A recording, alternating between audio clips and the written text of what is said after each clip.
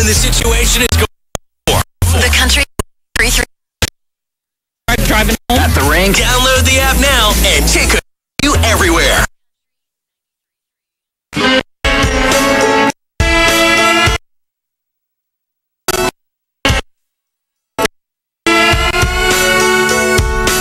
I took 2 weeks vacation for the honeymoon. A couple tickets all inclusive down in Cancun. I couldn't get my money back, so I'm in seat 7A. I'm getting drunk on a plane. I bet the fella on the out thought I was crazy, 'cause I taped your picture to the seat back right beside me. Now I've got empty mini bottles still in both our trays. I'm getting drunk on a plane. Buying drinks for everybody but the pilot. It's a party. Got the 737 rocking like a G6. Stewardess is some sexy leaning, pouring coke and whiskey. Told her about my condition. Got a little mile high flight attention. It's Mardi Gras up in the clouds. I'm up so high, may never come down. I'll try anything to drown out the pain. They all know why I'm getting drunk on a plane.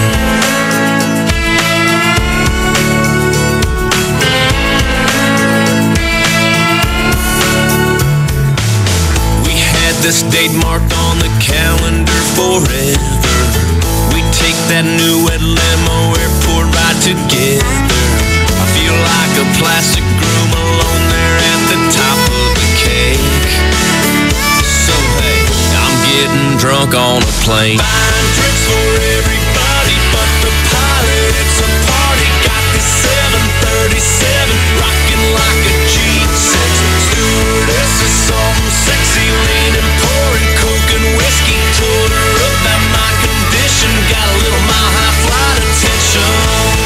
It's Mardi Gras up in the clouds. I'm up so high, may never come down. I'll try anything to drown out the pain. They all know why I'm getting drunk on a plane.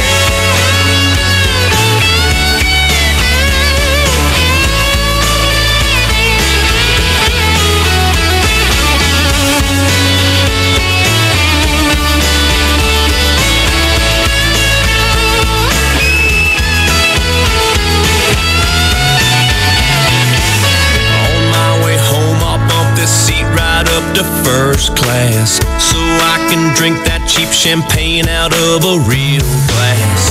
And when we land, I'll call her up and tell her kiss my ass. 'Cause hey, I'm drunk on a plane. Buying drinks for everybody but the pilot. It's a party. Got the 737 rocking like a G6. Stewardess is some sexy leaning, pouring coke and whiskey. Told her about my condition. Got a little mile high flight attention. It's Mardi Gras up in the clouds. I'm up so high, may never come down. I'll try anything to drown out the pain. They all know why I'm getting drunk on a plane. I'm getting drunk on a plane. I might be passed out in the baggage claim. Right now, I'm drunk on a plane. We are number 1 for country. Country 93.3.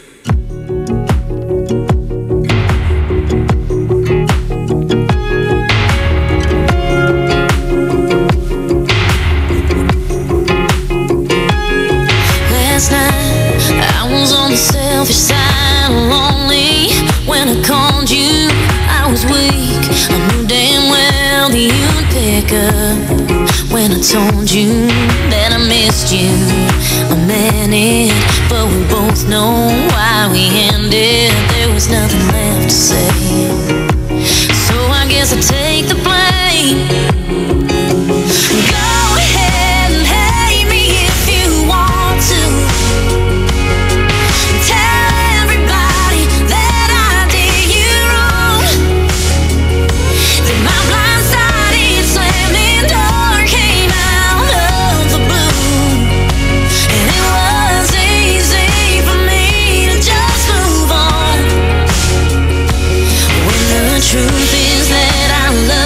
but you waited too long to fight.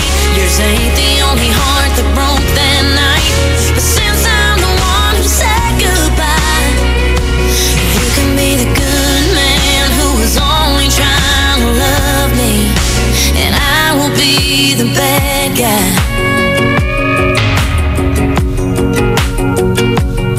Could've stayed, yeah, when you said that you'd do better. Don't think I don't wonder when I'm lying here wide awake if I quit too soon. But baby, you're deep down, I knew the only way was out. So go ahead and hate me if you want to. Tell everybody that I did you wrong, that my blindsided slamming door came out of the blue. And it was easy for me to just move on, when the truth is that I loved you, but you waited too long to fight. Yours ain't the only heart that broke that night. But since I'm the one who said goodbye, you can be the good man who was only trying to love me, and I will be the bad guy.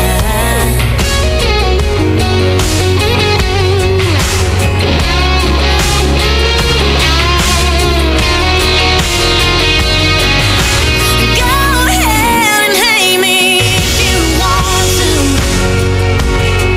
Tell everybody that I did you wrong, that my blindsided slamming door came out of the blue.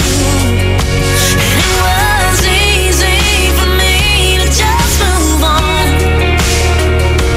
when the truth is that I loved you, but you waited too long to fight. Yours ain't the only heart that broke that night. But since I'm the one who said goodbye, you can be the good man who was only trying to love me, and I will be the bad guy.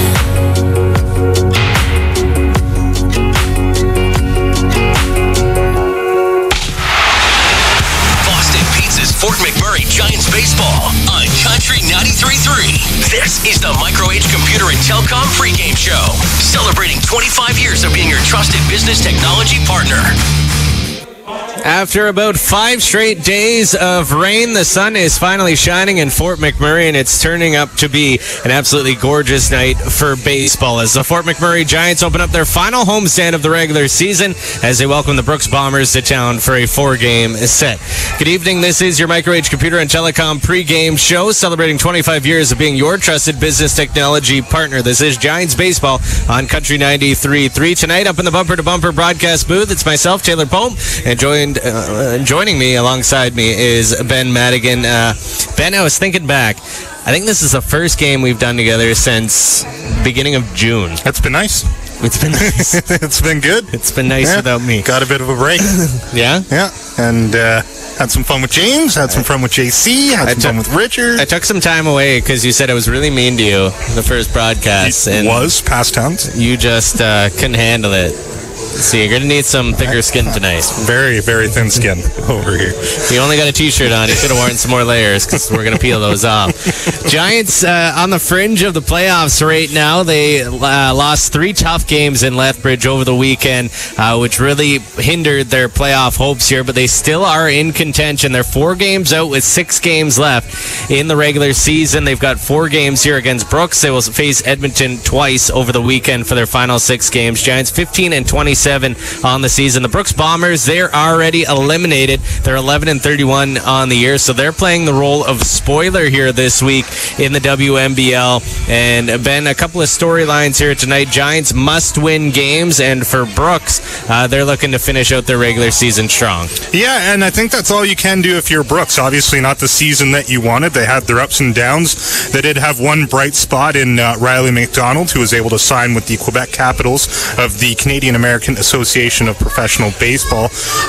He had a tremendous season, and again, one of the few bright spots for a team that definitely, looking back, lost a couple tough games, had a couple big blowout losses, and ultimately it's those type of games that you just can't afford to have and make it into the postseason.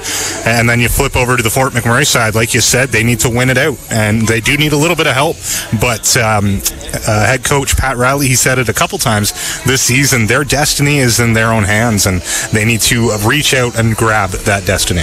Giants played 3 very close games in Lethbridge over the weekend. They fell 7-6 on Friday. They led 5-3 after the 6th inning in that game.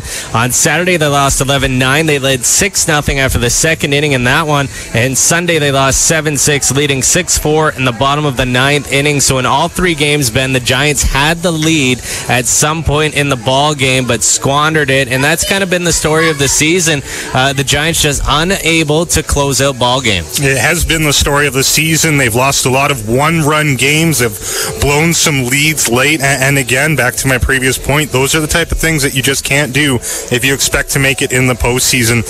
Yeah, you're going to win a couple one-run games here and there. You're going to lose a couple. That's baseball. That's just how it goes. But when you are consistently, Taylor, blowing leads, especially late in the game, and if you're on the road, doesn't give you a chance to get back into it, it's a really tough task for a team to try and bounce back from that, and that's why they're sitting on the outside looking in right now.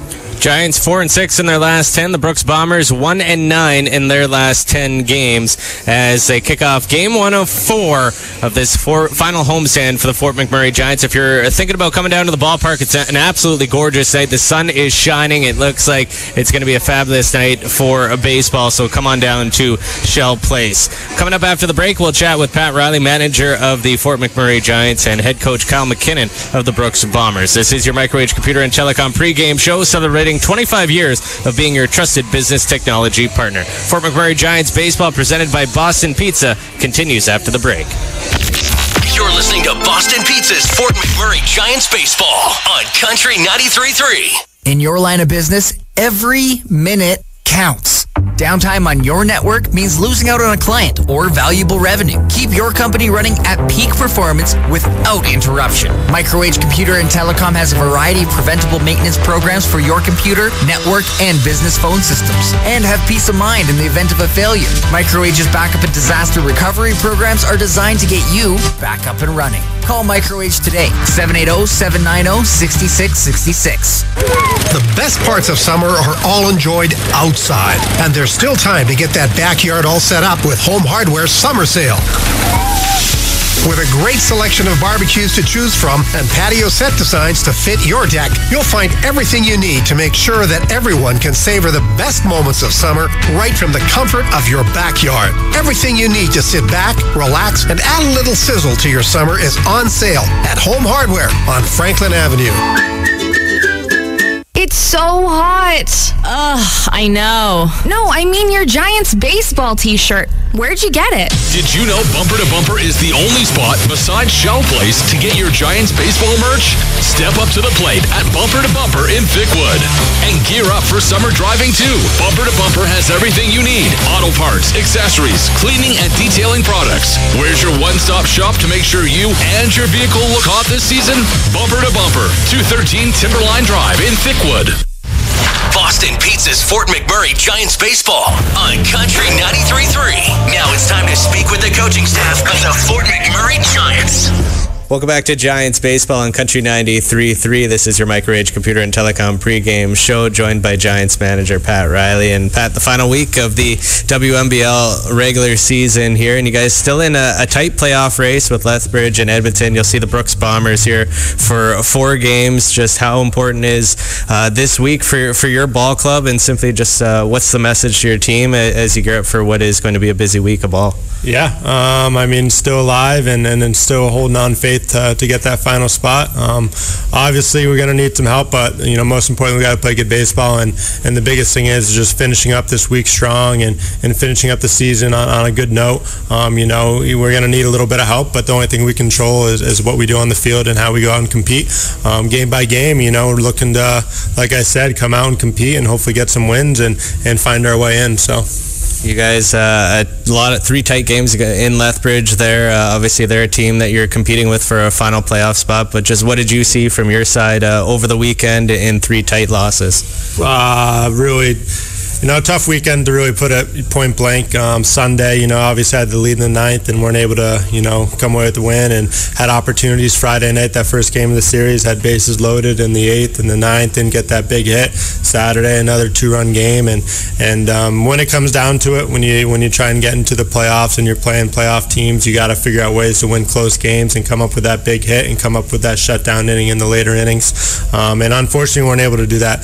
But we're still alive, and we're thankful for that, and we're just looking to finish off strong and move forward. So Brooks is a team you've seen 4 times already down in their ballpark. That's a hitter's ballpark down there. Shell Place, a little bit different, a little bit bigger dimensions, but just what are you expecting from them here this week? Yeah, I mean, obviously they got nothing to lose. They're going to come out, with a lot of energy, and this is their last week. And, obviously Kyle McKinnon was our assistant last year, so I'm sure he's going to get them geared up, ready to roll. But, it's a little bit of a different park, and it might change their offensive approach. But biggest thing is just taking care of ourselves and getting off to a good start, and hopefully, carrying that out for a 9-inning complete game. So, want to play a whole game, really, is what it comes down to. That's something that we haven't been doing well. So that's kind of what we're focused on. Tyler Hodder gets the start on the mound tonight. He was excellent in his last appearance here last week against Regina. A complete game and maybe his best performance of the season from him. But just what have you liked from his game? All right, let's play ball. You're listening to Boston Pizza's Fort McMurray Giants Baseball on Country 93.3. Gather round, Fort McMurray, and let's root for the home team. Boston Pizza Fort McMurray is proud to sponsor Giants baseball on Country 93.3. Head to Boston Pizza before and after Giants games for Boston Pizza's all-new Appy Hour, running Sunday to Thursday from 3 to 6 and 9 to close, featuring select $4 Appies and pints and $5 glasses of wine. At Boston Pizza Fort McMurray, downtown in Timberlea. Watch for special Boston Pizza coupons handed out at Giants games. Boston Pizza's Fort McMurray Giants Baseball on Country 93.3. Now it's time to hear from the opposing coaching staff. Welcome back to Giants Baseball on Country 93.3. Ben Madigan, joined now by Kyle McKinnon, head coach for the Brooks Bombers. Kyle, it's been kind of an up-and-down season for you guys, one that really has mirrored what's happened here in Fort McMurray. Yeah, it's been tough. I mean, we've lost a lot of close games, kind of what happens with what has happened with the Giants as well. It's been a tough run, but the guys competed throughout most of the summer, so that's all I can really ask. One player that we do want to talk about, which unfortunately we won't be able to see, is Riley McDonald. He set a new WNBL home run record this season with 20 on the season, 13 at home, and 7 on the road. He's just signed with the Quebec Capitals of the Canadian American Association of Professional Baseball. Not just how important was it to have a player of that caliber join your team this season, but how important was it and maybe special for you as a coach to see him achieve this success? Yeah, it was awesome. He's one of the hardest working baseball players I've ever been around. Like most teams in the league, we have early work and stuff like that to go on top of our normal batting practice. And to be quite honest, he's the first one at the park and the last one to leave every day. So, we're extremely happy for him. Obviously, the record kind of put Brooks on the map a little bit, I think, in this league. I know there's some controversy about our park, but he's earned all the accolades he's gotten, and this professional shot that he has now, it's outstanding. And as a senior, guys playing in this league, that's kind of what they hope for. So we're just extremely proud of him and hope his career takes off from here. You mentioned as a senior, that's what these players hope for. As a coach, what does it mean to you to see a player achieve that success? Because at the end of the day, that's what this league is about, is developing talent. Yeah, it's awesome. I think this is my third year in the league, assistant the previous 2 years on different teams. First year as a head coach.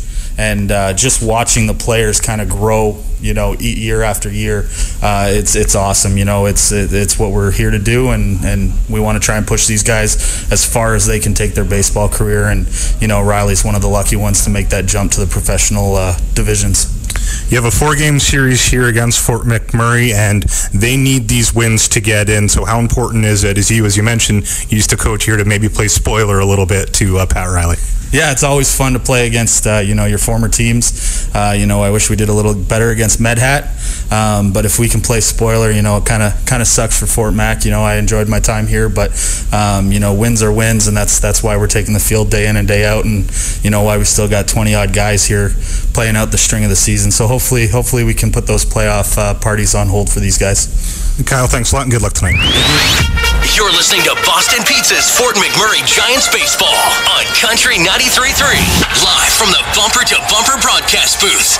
In your line of business, every minute counts. Downtime on your network means losing out on a client or valuable revenue. Keep your company running at peak performance without interruption. McMurray Computer and Telecom has a variety of preventable maintenance programs for your computer, network, and business phone systems. And have peace of mind in the event of a failure. McMurray's backup and disaster recovery programs are designed to get you back up and running. Call McMurray today, 780-790-6666.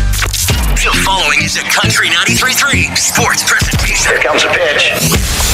Fort McMurray Giants Baseball is brought to you by Boston Pizza. Live from Shell Place in the Bumper to Bumper broadcast booth.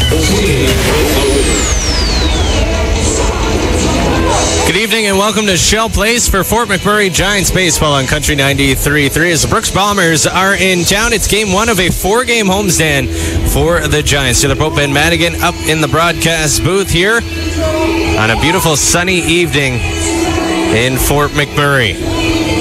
Tyler Hodder on the mound here tonight for the Fort McMurray Giants, making his 9th start of the season and coming off a complete game win last week against Regina.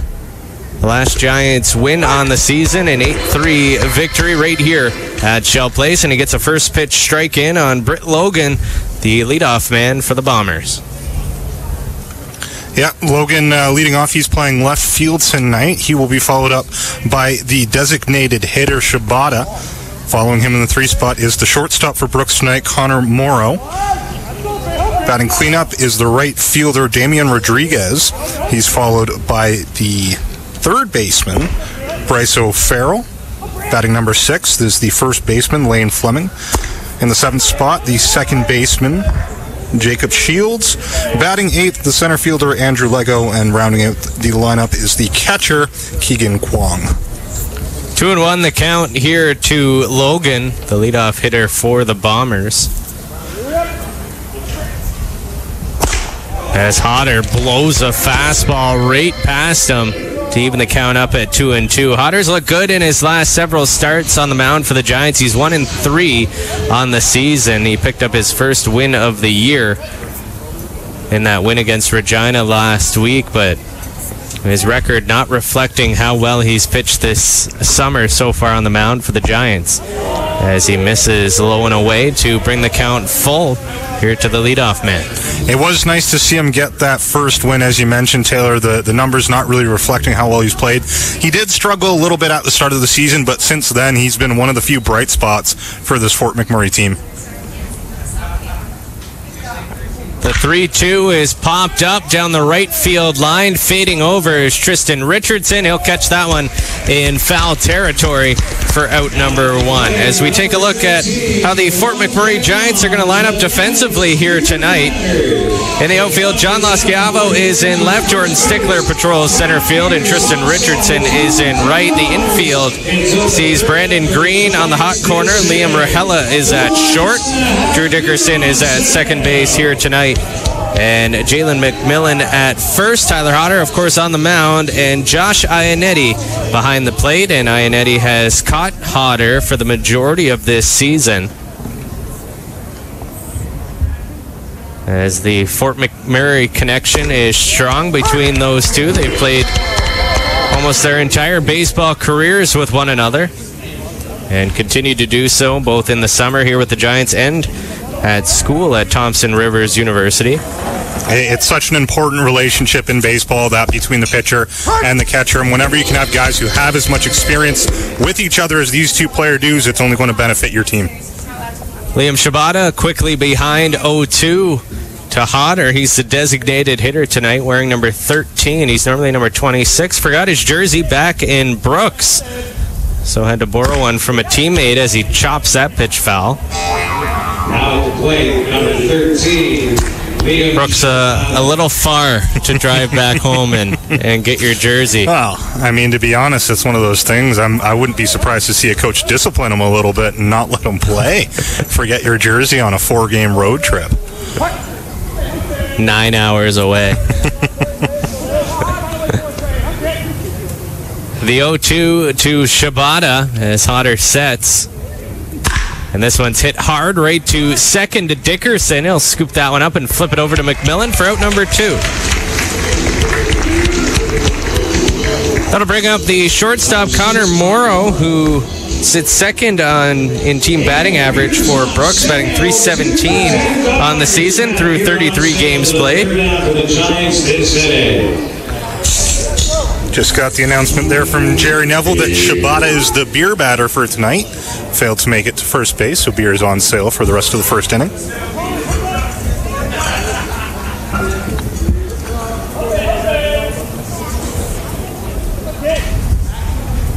Morrow fouls off the first pitch he sees. Tyler Hodder on the mound tonight, like I said, making his 9th start and 9th appearance of the season. He's worked 52 1/3 innings this year, allowed 54 hits, 32 runs, 29 of them earned, has 34 strikeouts to go along with 12 walks, sports a 1-3 record and a 3.87 ERA.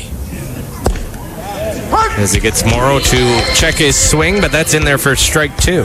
And that's one of the things that you talked about with Pat Riley at the start of this game, Taylor, is how important Hodder has been to this team and how much they've leaned on him, try to get as much out of him every game, because that bullpen has been a big struggle for the Giants this season. If Hodder has another long outing like he did last week where he pitched a complete game, he will surpass his innings pitched that he worked last summer with the Fort McMurray Giants. And he has an opportunity to make another appearance with 6 games left in the season, depending on how Pat Riley balances out his pitching staff for the final week. Morrow chops that one foul, and the count stays at 1-2. You do have a lot of baseball coming up, so you want to make sure that you can rest guys in certain situations, but at the same point, you got a lot of baseball coming up. You're going to get through your rotation on that pitching mound, so I would definitely expect to see Hodder back out there before the season's over, especially, again, just how important of a player he's been for them this year. And it all depends on how important those games That's a good point too. become as the week goes on. If the Giants are able to pick up a couple of early wins in this series, especially in Lethbridge or Edmonton falters in their matchups, the Giants are right there in the playoff picture. They currently sit 4 games behind Lethbridge for that final playoff position in the Western Division. Morrow hits this one hard to second. Dickerson will scoop that up. The flip to McMillan, and it's a 1-2-3 inning for Tyler Hodder here in the top of the first, as the Giants look good defensively, as does their big man on the mound, as the Giants will look to get the 6 going here in the bottom half of the first inning. And that's the pitching you like to see. He came in with the heat, got some strikes, didn't have any control issues, and then the contact that the opposing batters were able to make is a very easy ground play for your defense to make as well. So that's the type of pitching you like to see, especially early on. Now it's just hopefully Tyler can maintain that through the 6, 7, 8 innings that Pat Riley normally likes to get out of his starting pitchers. As the Brooks Bombers take to the field, we'll take a look at how the Giants are going to head to the plate here this evening. Your batting order presented by Home Hardware. The experts always willing to teach you. Here's how. It'll be Jordan Stickler leading things off. He's in center field here tonight. BJ Menarson is your designated hitter. He'll bat second.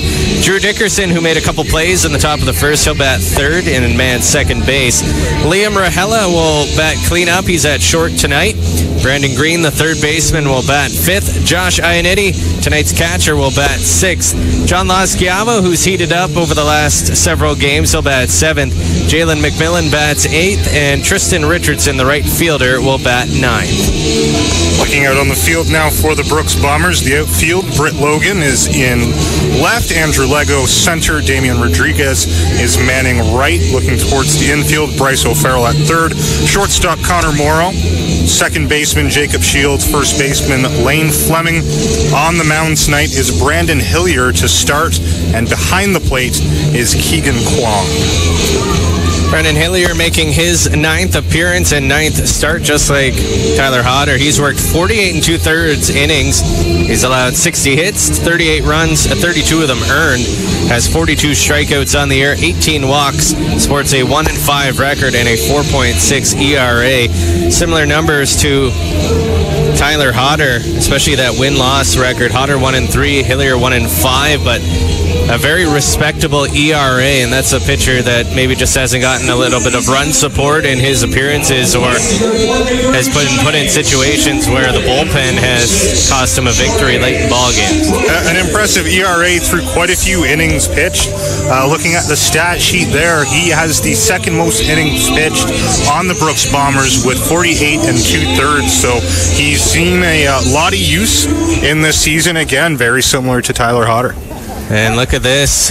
The infield already playing in on Jordan Stickler, as Kyle McKinnon, the manager, knows Stickler very well from his time here last season as an assistant coach, and I'm sure he's watched some game film of Stickler so far this summer, and he likes to lay down the bunt, so the corners are in here for the leadoff man. Bryce O'Farrell at third and Lane Fleming at first, playing well in on the grass to the Giants' leadoff hitter. And Stickler lays the wood on that one, but it's a line out to left field. Good contact from the Giants' leadoff man, but he hits it right to the left fielder, Britt Logan.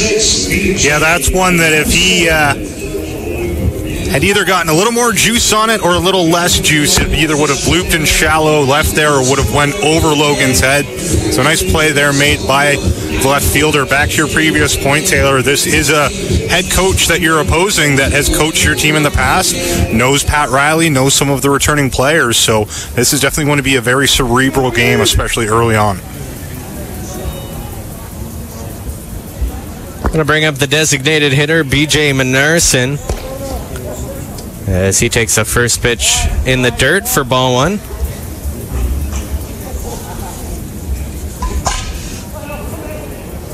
Minarson has spent a lot of time in the infield this summer, but given the night off from the defensive side of the ball, and just at the plate here tonight, as Minarson batting .303 on the season. Sits third on the team in hits with 40.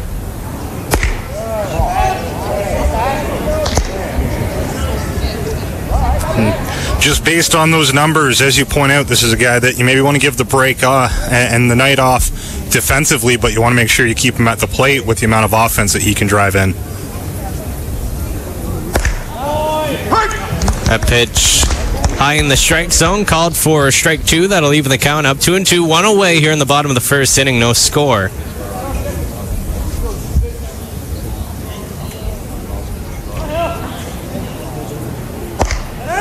And that pitch in there for strike three as Hillier freezes Minarson and picks up out number two with his first K of the ballgame.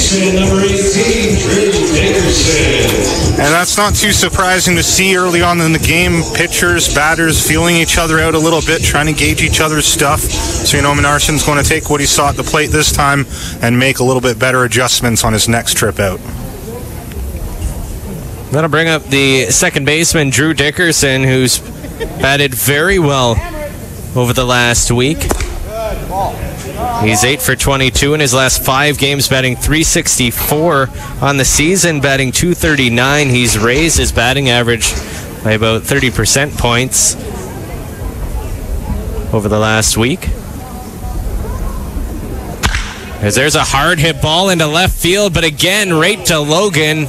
Couple of steps to his left, and he makes the catch, and it's a 1-2-3 inning for Brendan Hillier on the Bombers mound. And we'll head to the second inning with no score here at Shell Place. Similar play there is to Stickler, just either a little bit more power or a little bit less, but that's, again, baseball, and you got to make the most of your opportunities. More than anything, it's nice to see the Giants able to make some contact on the ball early on.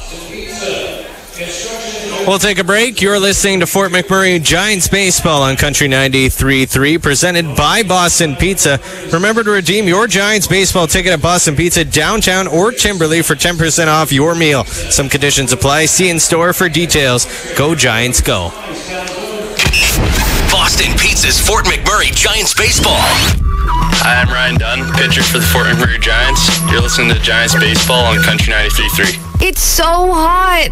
Ugh, I know. No, I mean your Giants baseball t-shirt. Where'd you get it? Did you know Bumper to Bumper is the only spot besides Shell Place to get your Giants baseball merch? Step up to the plate at Bumper to Bumper in Gregoire and gear up for summer driving too. Bumper to Bumper has everything you need. Auto parts, accessories, cleaning and detailing products. Where's your one-stop shop to make sure you and your vehicle look hot this season? Bumper to Bumper, 223 McAlpine Crescent in Gregoire. The best parts of summer are all enjoyed outside, and there's still time to get that backyard all set up with Home Hardware's summer sale.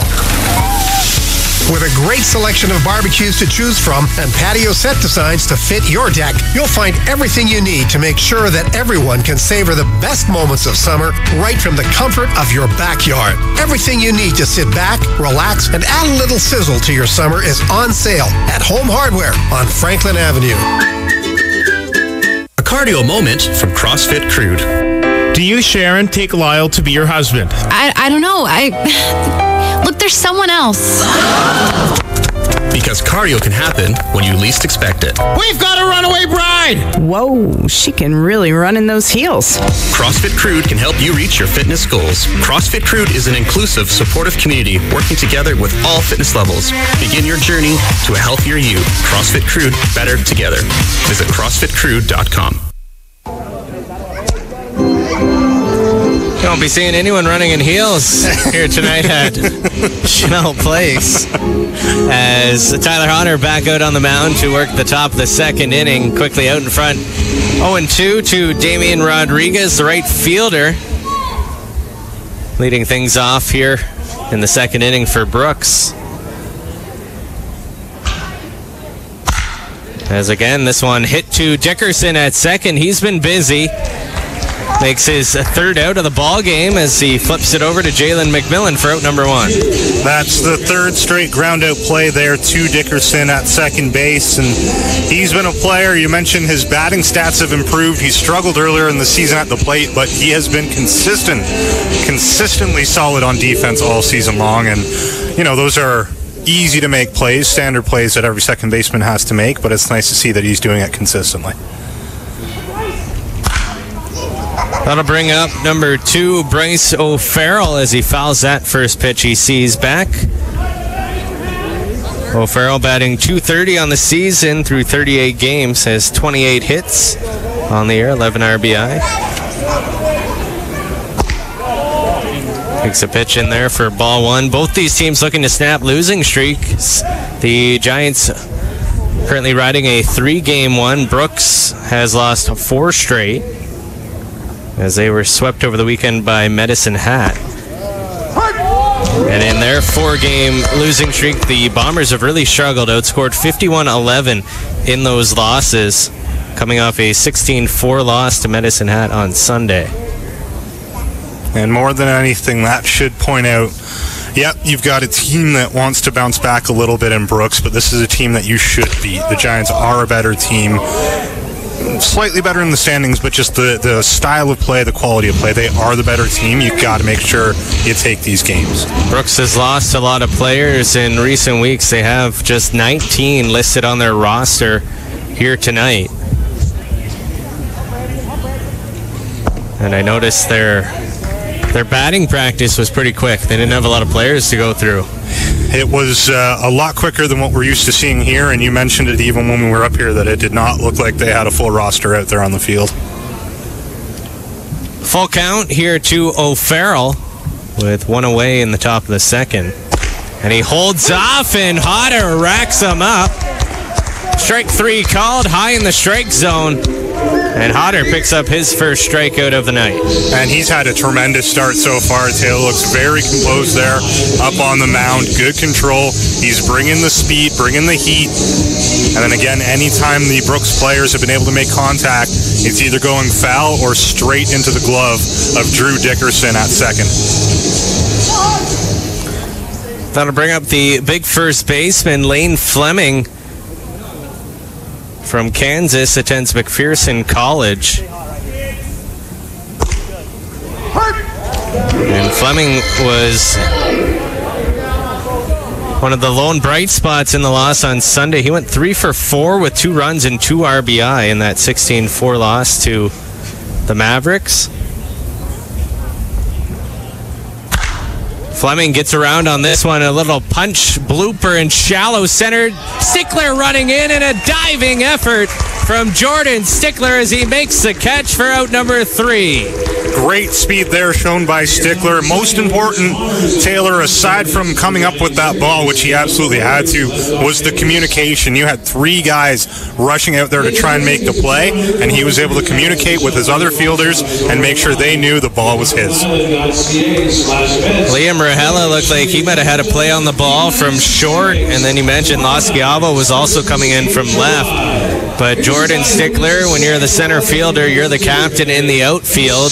And he calls for that one and makes a tremendous catch for out number 3. And he showed off his great speed in the outfield there as well. And I'm just happy it's not raining up here anymore. No score here through an inning and a half as Hillier comes back out for the Brooks Bombers. Due up for the Giants this inning, it'll be Liam Rahela, Brandon Green, and Josh Ionetti. 3, 2, 1, and so far, obviously still very early in the game, but this has everything indicating it could turn into a pitcher's duel here at Shell Place tonight. These two teams have split the 4 games that they've played against one another so far this season. All 4 of those games coming in Brooks. The Bombers absolutely hammered the Giants 19-5 in their first meeting. That was on June 26th. The Giants bounced back with a 7-5 win the next night. Tyler Hodder was strong on the mound, working 6 innings and allowing 4 runs and racking up 6 strikeouts in that ball game. Nick Cardinal got the win on July 8th as the Giants thumped the Bombers 9-2, and then Brooks bounced back the following night with a 4-3 win.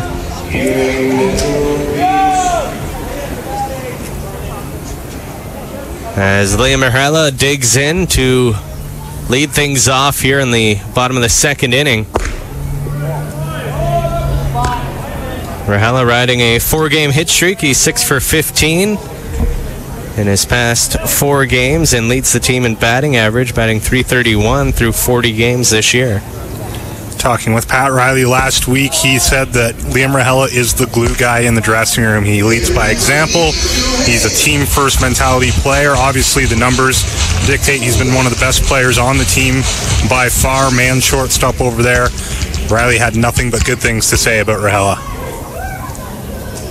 Rahela with a big swing on that pitch, and it's a swing and a miss. That'll bring the count to 2-1. Rahela started the year at third base with Chris Panzarella at short, but an injury to Panzarella shifted Rahela to shortstop, and he has looked equally as good in that position, and Panzarella, with that injury, has since left the club. And Rahela here, he's looking like he's trying to get all of this ball. 2 big swings that he's just missing on, but you can just tell that if he makes contact, that one's going deep outfield. Rahela holds off, and that pitch misses outside for ball 3. That'll bring the count full. Rahela leads the Giants with 5 home runs this season. He had one against Brooks, in Brooks, back on July 8th.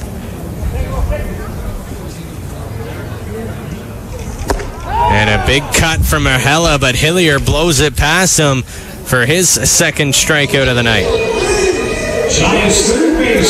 And it was the same thing all 3 times, just really trying to look and get that big power on the ball. So I'll be very interested to see Rahela's next trip out and see if maybe he tries to play a little more small ball or just go for the contact instead of the power.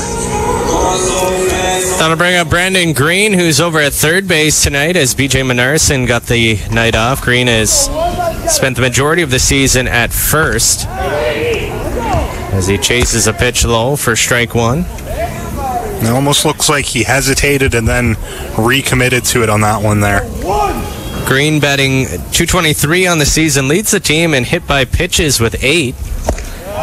He's still well off the Giants single season record, which was set last year by Tyler Freese. He had 16.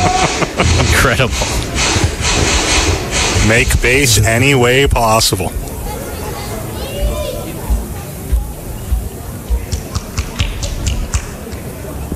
That pitch gets away from the catcher, Kwong, but nobody on base, so no harm. Count 1-2.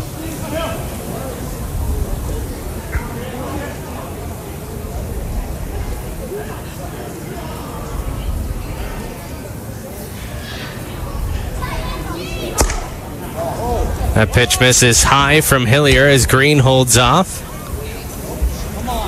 And Kwong trying to frame that one a little bit, but good hesitation and good patience shown by Green after chasing that first pitch.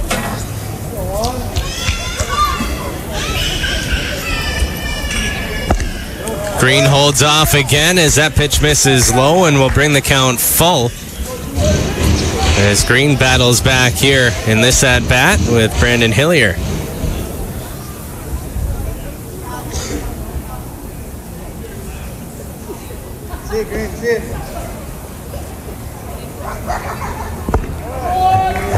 And Green wins the battle as Hillier skips one in, and that's a 6-pitch walk for Brandon Green, and the Fort McMurray Giants have the first base runner of the evening as Green trots his way down first. It's a very important game tonight, as we've alluded to several times, Taylor, but you wouldn't know what to look out there on the Giants. They look very calm, very relaxed. Excuse me. And they look to just be focusing on what they need to, and that is win this game and then get on to the next one. And Eddie swings at the first pitch he sees down the third base line, but it hooked just foul right at the bag. And play halted by the home plate umpire. Eddie behind the plate here tonight, batting 188 on the season. This is his 22nd game of the year. Has a career-high 9 RBIs this summer, had just 4 last year. And there goes Green taking off for second, and no throw from Kwong. And Green slides in safely, and now he's in scoring position. I'm not sure if Kwong just bobbled with it there or hesitated, because it looked like he was going to have him beat. But as you mentioned, no throw, and a good job there by Green to make the decision, go for it, and advance himself. Green, his 6th stolen base of the summer, has not been caught yet this year.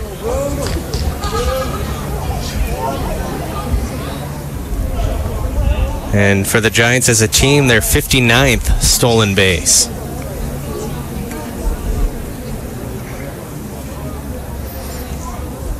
Two and one the count here to Ionetti, one away in the bottom of the second inning.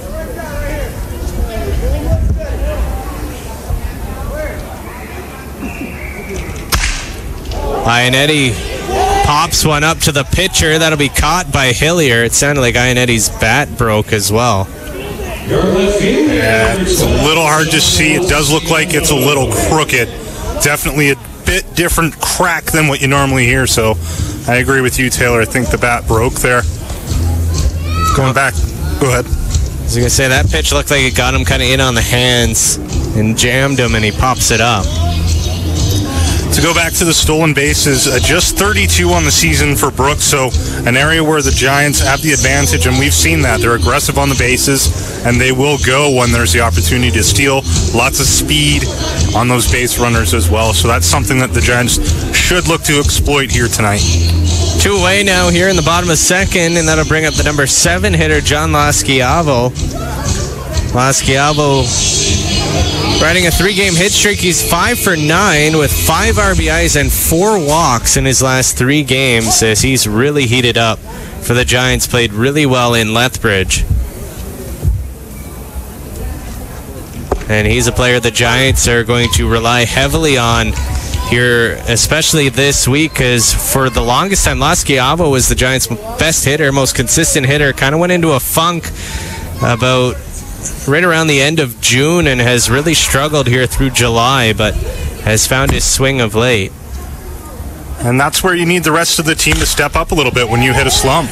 And here's Lasciavo with a blooper. That'll drop right in front of the center fielder. Green rounding third. The throw to the plate, and Green scores easily. And the Giants open the scoring here with an RBI single from John Lasciavo as he makes his way down to second when the throw came home. And we mentioned he's a player the Giants are going to count on for big hits, and he comes up with one here in the bottom of the second. Oh, the timing couldn't have been better, talking about how red hot he's been recently. Opens the scoring here for the Giants, gets them on the board with a well-placed shot into that gap in center field. And as mentioned, the Giants looking very calm, very poised to start this game, Taylor, and this is what that will lead to. It'll lead to success when you're playing out there relaxed.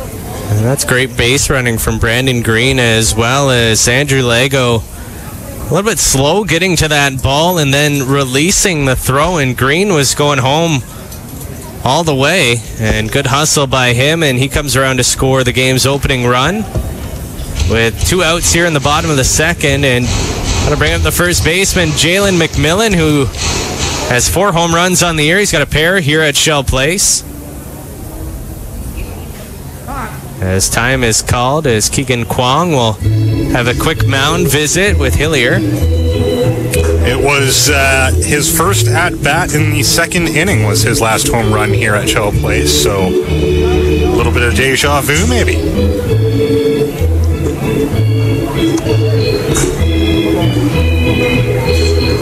McMillan, another player who has struggled a little bit this summer at the plate, but has great power when he does connect. 13 hits on the season, 4 of them home runs. He's got 11 RBI. As that pitch squeezes through the legs of Kwong and will head to the backstop, and Lasciavo easily makes his way down to third. He had a pretty big lead off to begin with, and I think he was getting the signal to steal anyway. Just an opportune moment there for Kwong to be unable to make the play, and we've talked about this all season long, Taylor. No backstop here at Shell Place. Lots of space for that ball to go if the catcher misses it. 2-0 the count here to McMillan as he chops this one to short, scooped up to throw across the diamond by Morrow for out number 3.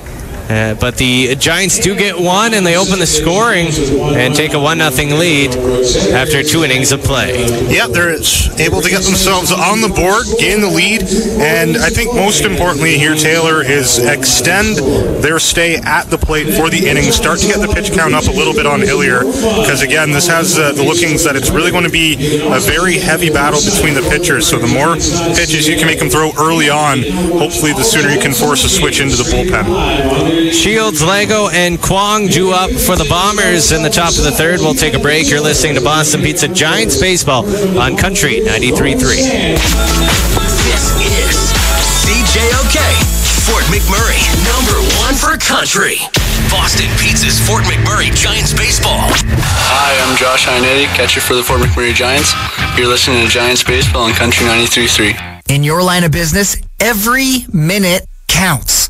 Downtime on your network means losing out on a client or valuable revenue. Keep your company running at peak performance without interruption. McMurray Computer and Telecom has a variety of preventable maintenance programs for your computer, network, and business phone systems. And have peace of mind in the event of a failure. McMurray's backup and disaster recovery programs are designed to get you back up and running. Call McMurray today, 780-790-6666. Hey, it's Brad Karp with Today in Country Music, brought to you by Canadian Tire. Get 12 months equal payments on any purchase over $200 at both Fort McMurray Canadian Tire locations. Conditions apply.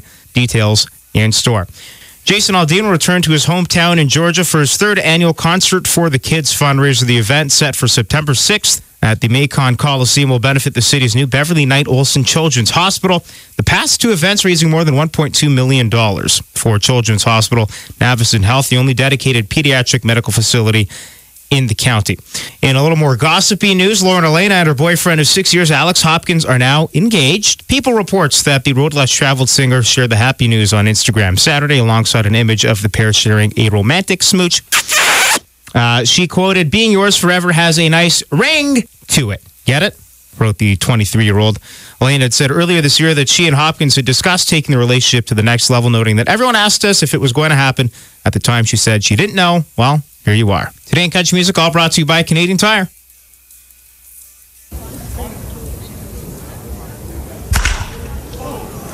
Back at Shell Place, as this one gets popped up to Jordan Stickler in center field by Jacob Shields, the leadoff man here in the top of the third inning for out number one, as Tyler Hodder has now retired 7 straight batters to start this ball game, as that'll bring up Andrew Lego, the center fielder for the Bombers. 1-0 Giants lead. Taylor Pope, Ben Madigan with the call up here in our Bumper to Bumper broadcast booth. Bumper to Bumper with 2 convenient locations, one in Thickwood and one in Gregoire.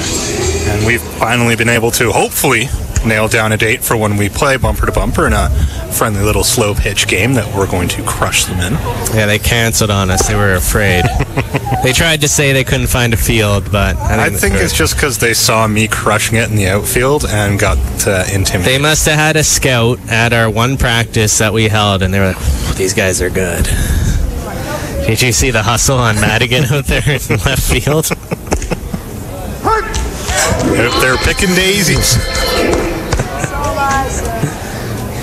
No, that'll be a lot of fun, and great support from Bumper to Bumper all season, especially with the Fort McMurray Giants. Of course, their owner Keith, he billets one of the Giants in Jalen McMillan, and they've been a huge sponsor for the Giants throughout their 3 seasons here in Fort McMurray, and they're the only place aside from the Giants shop where you can buy Giants gear.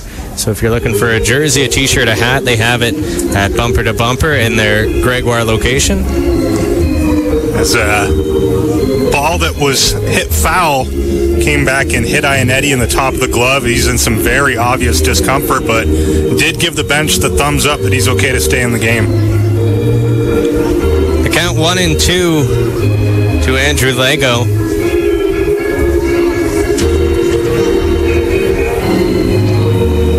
Lego batting .216 through 34 games here on the season. A couple of home runs, 14 RBI.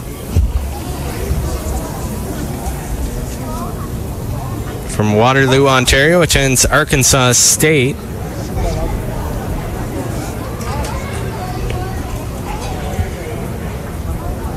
As Hodder sets. Lego comes around on this one. Stickler hustling over. Jordan Stickler, what a catch. In left center, as again he has to call off Lasciavo. But great hustle from Jordan Stickler, the Michigan native in center field here tonight.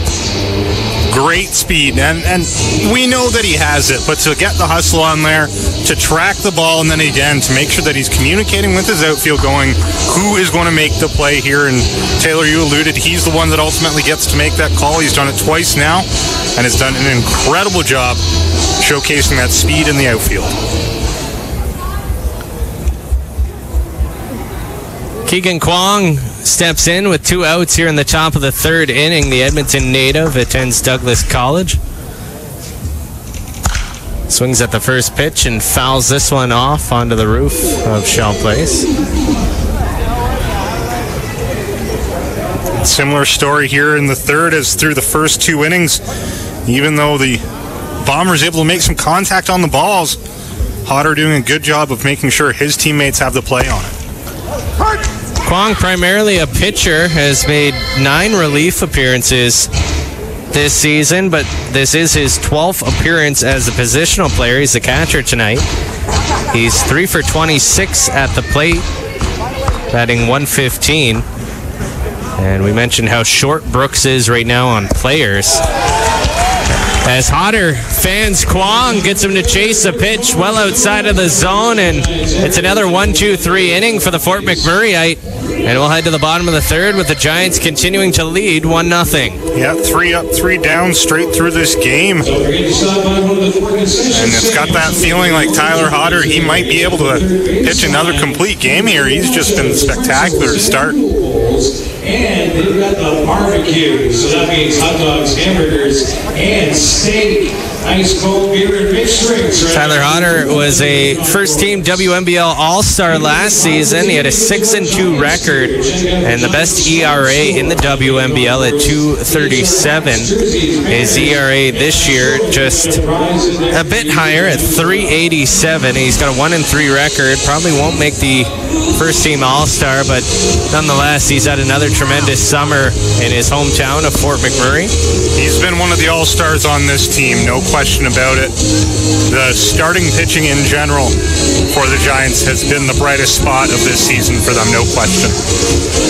Wouldn't surprise me if we see Nick Cardinal named as an All-Star. He's 4-1 on the year, and his first year as a starting pitcher here in the WNBL, and he has been lights out at 2.31 ERA through 8 appearances. He's worked 54 1/3 innings, 44 strikeouts on the season for Cardinal, and we'll see him either at the end of this series or he will work maybe the first game in Edmonton, I would expect on Saturday. I think you have to see what the next couple games look like. You definitely want to save him for the most important game, so you got to make sure that you get through the first couple here and then see what that last game against Brooks is going to turn into, and then that first game in Edmonton. If you can save him till that first game in Edmonton because you're in the spot that you need him, I think that's the best possible scenario.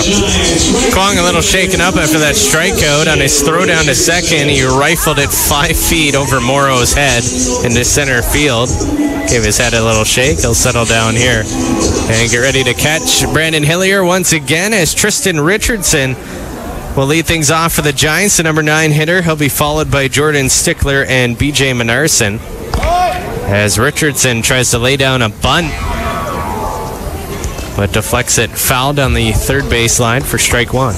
During our broadcast last Wednesday, Richardson absolutely robbed a home run, was able to jump up, get the glove over the wall, back in right field. It was an incredible defensive play and a huge momentum booster for the Giants. Giants outfield has been good. Mike Bowes getting the evening off, and for Bowes, he has only missed 1 game this season, tonight being his second, as he's appeared in 41, leads the team in at-bats with 160, 47 hits on the year. And if he is able to get into the final 5 games, or even if he makes an appearance here tonight, if he can get to 47 games, that will tie Max Hewitt for the most games played in a season for the Giants. Hewitt played 47 of 48 last summer. And I think that's a similar mentality to what we were talking about with Brooks earlier. Lots of baseball over a very short amount of time coming up here. There's a couple guys you got to rest, one of them being a guy who's played a lot of baseball this year. Tristan Richardson strikes out looking as Hillier freezes him with an inside fastball. And for Brandon Hillier, that's his 3rd strikeout of the game, as he's looked good here so far tonight. As Jordan Stickler steps in, he flew out to left field to lead off things for the Giants, and once again the corners coming in to face Stickler. So far, Hillier, he's only given up the 1 RBI single back in the second, and Stickler lays down a bunt. It goes off his leg, and then Kwong airmails one into right field. And McKinnon is going to come out and argue this call, as does Keegan Kwong, as Stickler laid down the bunt and ended up kicking the ball basically with his thigh. And he's already come back to the plate and picked up his bat. He knows that will most likely be overturned. Yeah, I think that's the right call on the field. Not that there was any intention of making contact with the ball, but it definitely happened and interfered with the play. So going back to Hillier, the only trouble he's been in so far was that RBI single given up in the second, but that all started with giving up the walk. So it's one of those things where if you can keep base runners off the bases, it just helps your team so much more than when there's pressure on. And the home plate umpire calls Jordan Stickler out for interference on the play rather than just calling it a foul ball off his body. So 2 outs now for the Giants here in the bottom of the third inning, and BJ Menarson will step in. That's an interesting call. But if you're the Giants, you definitely don't like, as it basically takes a batter away from you for nothing. Knowing Jordan Stickler, hard to say if he meant to or not. He is a very competitive guy. Menarson swings at the first pitch and hits it opposite field into right field, but backing up is Rodriguez for a loud out number 3, as we'll head to the fourth with the Giants continuing to lead 1-0 through 3 innings of play. We'll take a break. You're listening to Boston Pizza Giants Baseball on Country 93.3. Remember to redeem your Giants baseball ticket at Boston Pizza downtown or Timberley for 10% off your meal. Some conditions apply. See in store for details. Go Giants, go. You're listening to Boston Pizza's Fort McMurray Giants Baseball on Country 93.3. The best parts of summer are all enjoyed outside, and there's still time to get that backyard all set up with Home Hardware's summer sale. With a great selection of barbecues to choose from and patio set designs to fit your deck, you'll find everything you need to make sure that everyone can savor the best moments of summer right from the comfort of your backyard. Everything you need to sit back, relax, and add a little sizzle to your summer is on sale at Home Hardware on Franklin Avenue. It's so hot.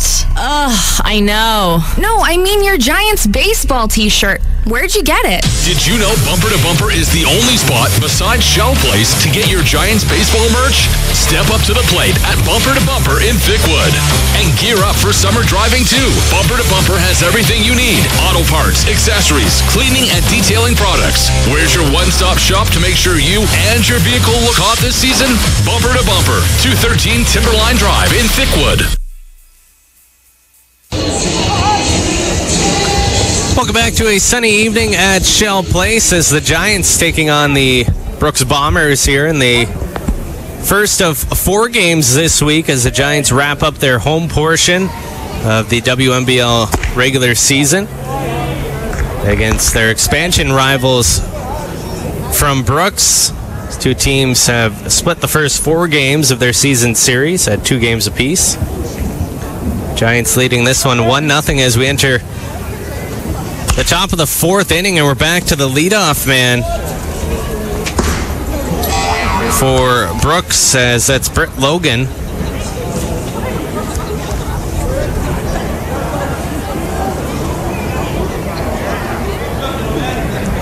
Logan from Colorado Springs attends Dodge City, as there is a number of players this year on Brooks that attend Dodge City. That's one of the easiest ways to build that chemistry on your team, and what, although it might not feel like it sometimes, is a very quick WNBL season. You don't have a lot of time for the players to get to know each other, so if you have any previous relationships, we see that a lot here in Fort McMurray too. It's definitely a strength to your team.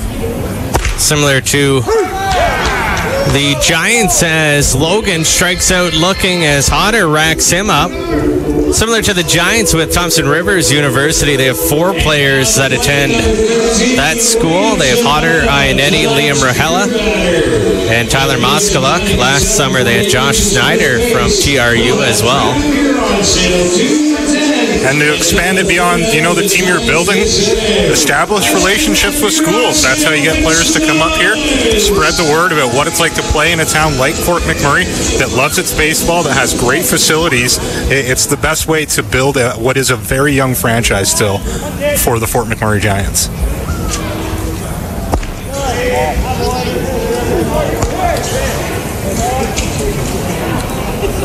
Liam Shabata, our beer batter, digs in with 1 away here in the top of the 4th inning as Shabata fouls this one off into the slow pitch diamond down the first baseline. He's wearing Juan Carrion's number 13 tonight. Forgot his jersey back in Brooks.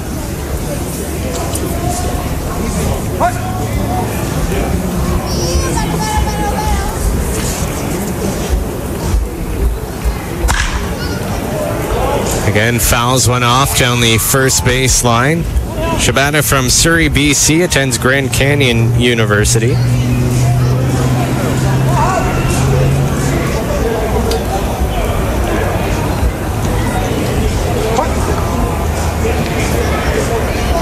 Count 1-2, one away here in the top of the fourth. Giants with the only run and only hit of the ball game.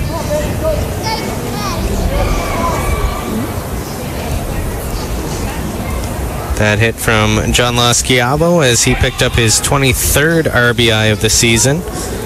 He's second on the team in that category behind Liam Rahela, who has 28.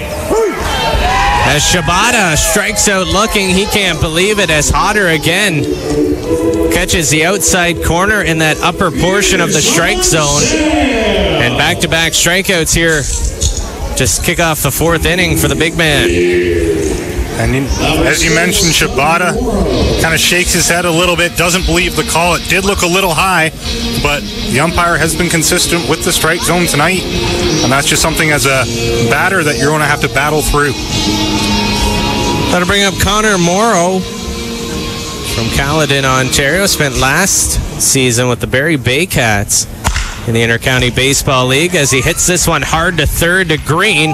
He'll make the toss across to Jalen McMillan. A couple of fist bumps from Tyler Hodder as it's another 1-2-3 inning for the Fort McMurrayites. He's in cruise control here on the mound for the Giants as he's fired up as he heads back to the dugout. Yeah, cruise control is right. He's barely had to break a sweat, starting to get the strikeouts. Has thrown a lot of strikes so far tonight, and he's made the life for all of his defensive players very, very easy.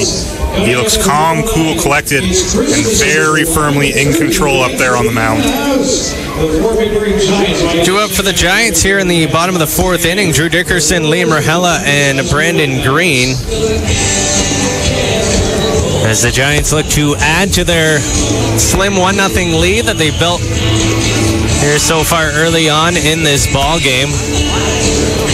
Giants and Brooks, throughout the years, the Giants have won the season series the previous 2 summers, as both of them coming into the league in 2016. Giants went 6-2 against Brooks in their expansion year. They swept the 4-game homestand here to end the season. 2 1-run wins and 2 2-run wins. They were all close games. And then last year in 2017, Giants again won the season series 5-3. They went 2-2 during this 4-game homestand. Taylor, just watching Brooks warm up a little bit out there. If I'm the Fort McMurray Giants, I'm paying attention to Keegan Kwong behind home plate because he had another throw over to second that dribbled a little bit, wasn't a direct toss over there, and might open up the chance to start stealing second if he can get on base after we watched him airmail a throw in the last inning. Well, that's the thing for the Giants, is they've got to find a way to get some base runners as Dickerson swings at the first pitch he sees, and that one will split the gap right up the middle. And just like that, the Giants have a leadoff man aboard on first. Brandon Green stole second without a throw back in the second inning and then was able to come around and score, and we'll see if Dickerson takes off. It's those little things that you got to pay attention for in warm-up. And like I said, you've seen Kwong both airmail the throw completely and then underthrow, almost as if he's overcompensating. He's not a catcher by trade, not used to having to make that play. It's a difficult play to make. And we know the Giants have the speed, have the base running skills to pull this off, even in difficult situations. Dickerson dancing over at first base, gets brought back as Hillier tosses it over to Fleming. Liam Rahela at the plate. Dickerson 6 stolen bases on 7 attempts so far this year.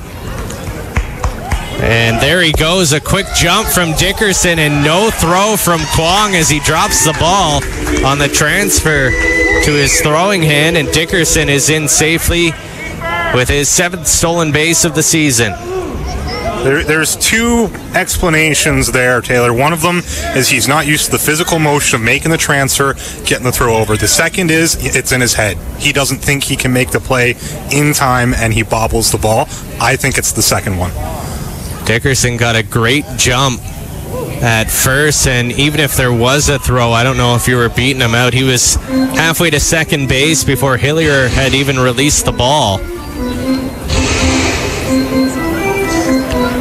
Dickerson again with a big lead at second as middle infielder is backing way off now. Morrow trying to sneak his way in behind Dickerson. The throw from Hillier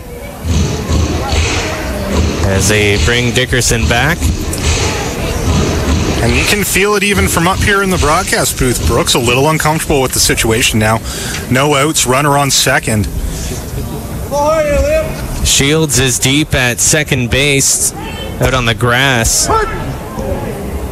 That pitch from Hillier catches the outside corner of the plate for strike two, so Rahela behind 0-2 on the count. Looking to cash in Dickerson, who stands at second.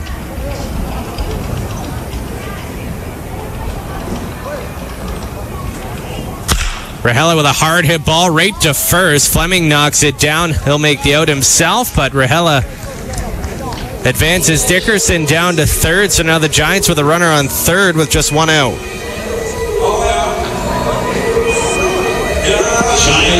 Normally, when you have Rahela on the batter's box, you want to try and see him drive that run in, but even just to extend it down to third and make sure that you have a great chance here now to drive that second run in a game where, unless the Giants can really break it open, it feels like it's going to be a low-scoring game where runs are at a premium. So these are the situations that the Giants have struggled in this year. You can't leave a runner stranded on third when you only have one out. You got to find a way to drive him home here. Brandon Green, who walked and scored back in the second inning, steps up to the plate as that first pitch misses low for ball one.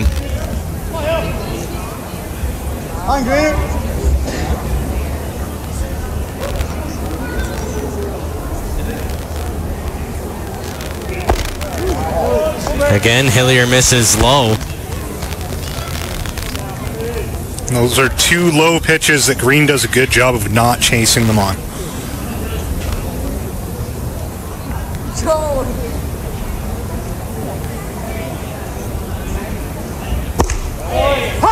That pitch in there for strike one. Green has walked only 5 times this season in 107 plate appearances. A walk back in the second inning, a little uncharacteristic for Green, as he does not do so very often. But he's been patient at the plate here tonight, and again gets well in front of this count. It's 3-1.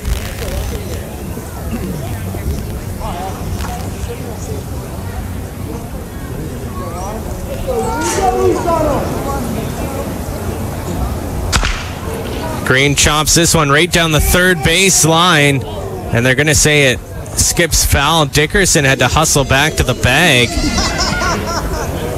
Otherwise, he would have been caught in a rundown between third and home. Yeah, it's a good thing that one went foul, because that would have been a really unfortunate bounce for the Giants if that had happened. So full count once again here to Brandon Green, with one away in the bottom of the fourth inning. Giants leading 1-0.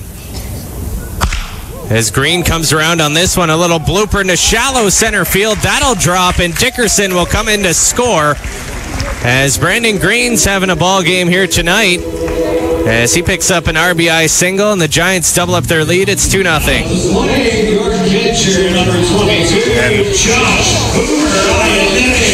Outside of going yard on that one and driving in both runs, that is almost exactly what you wanted there from Green. Taylor drops it right there in shallow center, gives Dickerson plenty of time to make it home, and you continue on this inning with just one out and a runner still on. That's all you needed from him, just a little bloop single over the infield and well in front of Lego in center. Of course, Shelton Place is a big ballpark, 405 to left and right center field.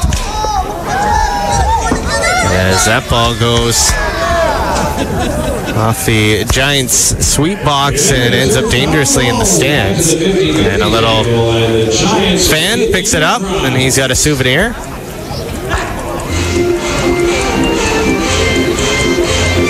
Going back to that last shot there by Green, if it had went deeper, maybe a chance for him to make it over second, but I like that he's on first right now because you can, again, put that mental pressure on with the threat of a steal. Green dives back as Hillier keeps him honest with the toss over to Lane Fleming. Green with one stolen base already in the ball game.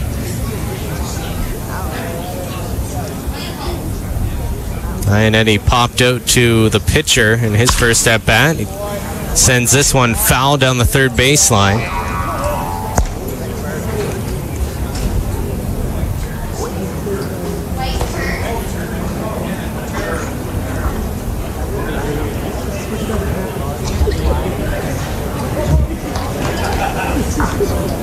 On to the count here to Josh Ionetti.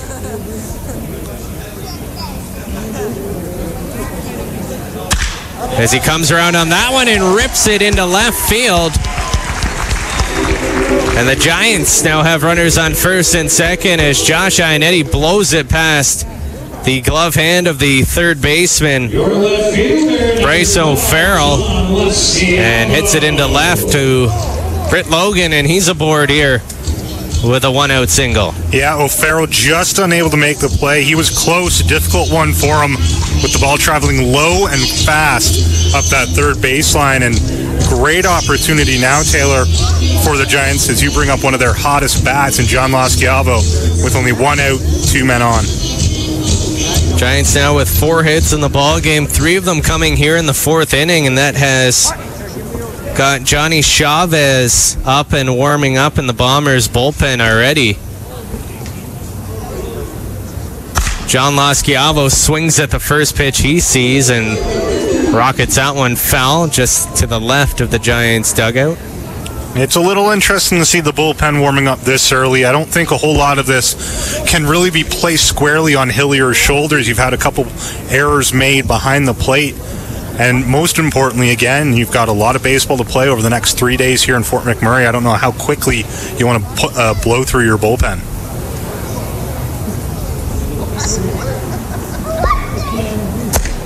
Hillier keeping a close eye on both of the runners. Misses outside, and that'll bring the count to 1-1. Lasciavo, 39 hits on the season after his RBI single back in the second inning. And continuing to heat up now, 6 RBIs in his last 4 games. As that pitch misses high and inside, Lasciavo ducking out of the way of that one.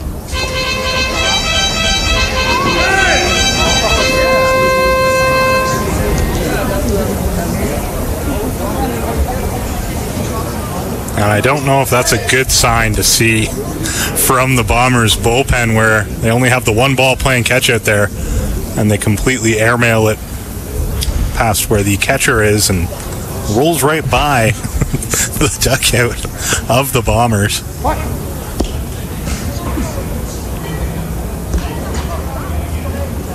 2-1 the count to Lasciavo. And again, that pitch misses high as Hillier struggling here in the fourth inning now to find the strike zone. This is pretty obvious, but the last thing that he can do right now is walk and load the bases with only one out. Hillier from Orangeville, Ontario, attends Indiana Tech. Jalen McMillan waiting in the on-deck circle.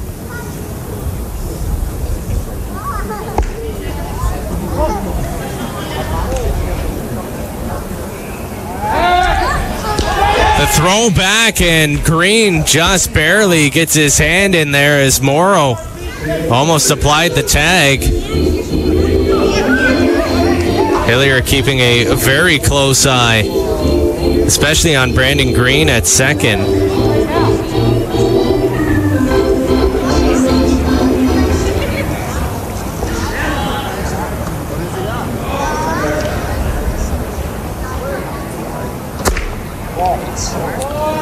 And Hillier loses Lasciavo as he walks him to load the bases with just one out. Here in the bottom of the fourth inning, Giants leading 2-0. And we'll see our first mound visit of the ball game. Well, mentioned it. That was the absolute worst thing, with the exception of giving up a home run there, that he could have done was load the bases.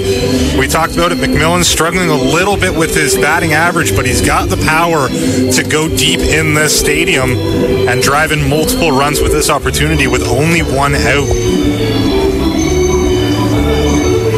That's Matt Conley, who goes out and has a quick chat with his pitcher. Not too many words said as Hillier cleans off his cleats. We did have a lot of rain over the last several days, so I'm sure that pitching mound has a little bit of mud in it. Did we get a lot of rain? I didn't notice that. 75 millimeters over the last couple of days. We set records here in Fort McMurray. We set a single-day record on Saturday, which was the day a bunch of us decided to go camping and had just an absolutely wonderful time. Great fun. You were missed. McMillan with a big swing at the first pitch for strike one. Whereas people in the streets of Fort McMurray driving their jet skis, their quads, with tubes behind them as the streets were flooded in certain areas of Thickwood and Gregoire.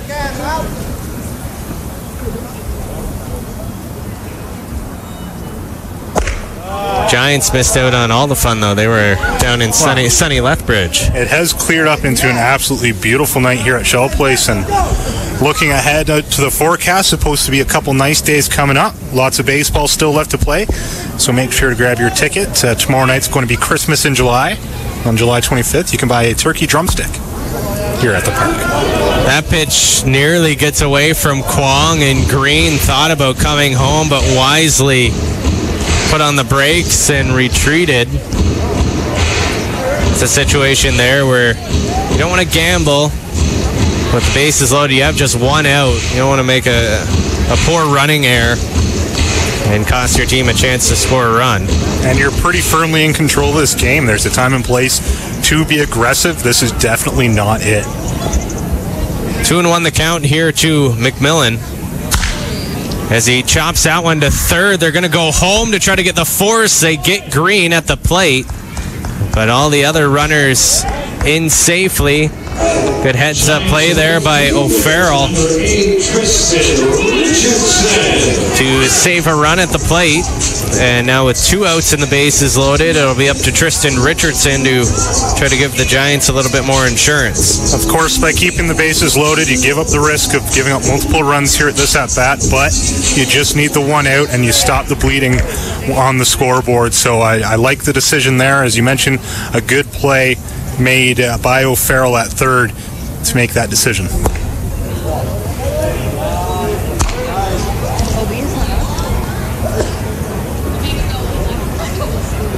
Tristan Richardson, 12 RBIs on the season, batting .248 here on the year.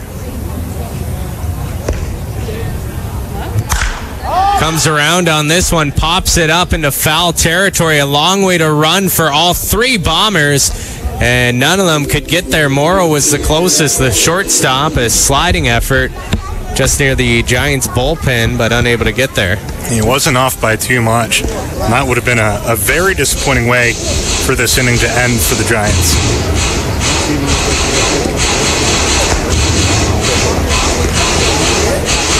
Hillier just waiting for his players to get back in position. That was a long run for the shortstop, Connor Morrow.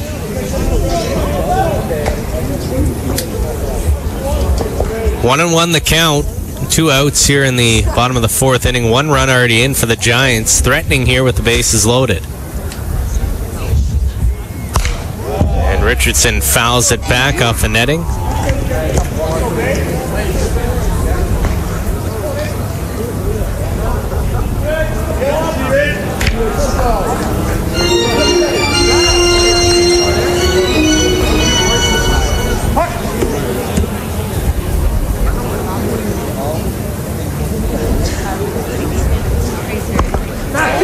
That pitch goes right through the legs of Kwong, but the Bombers catch a break as it hits the umpire in the foot. and stays right in the batter's box. Chavez still up and throwing in the Bombers bullpen. We'll see what manager Kyle McKinnon does here once this inning concludes.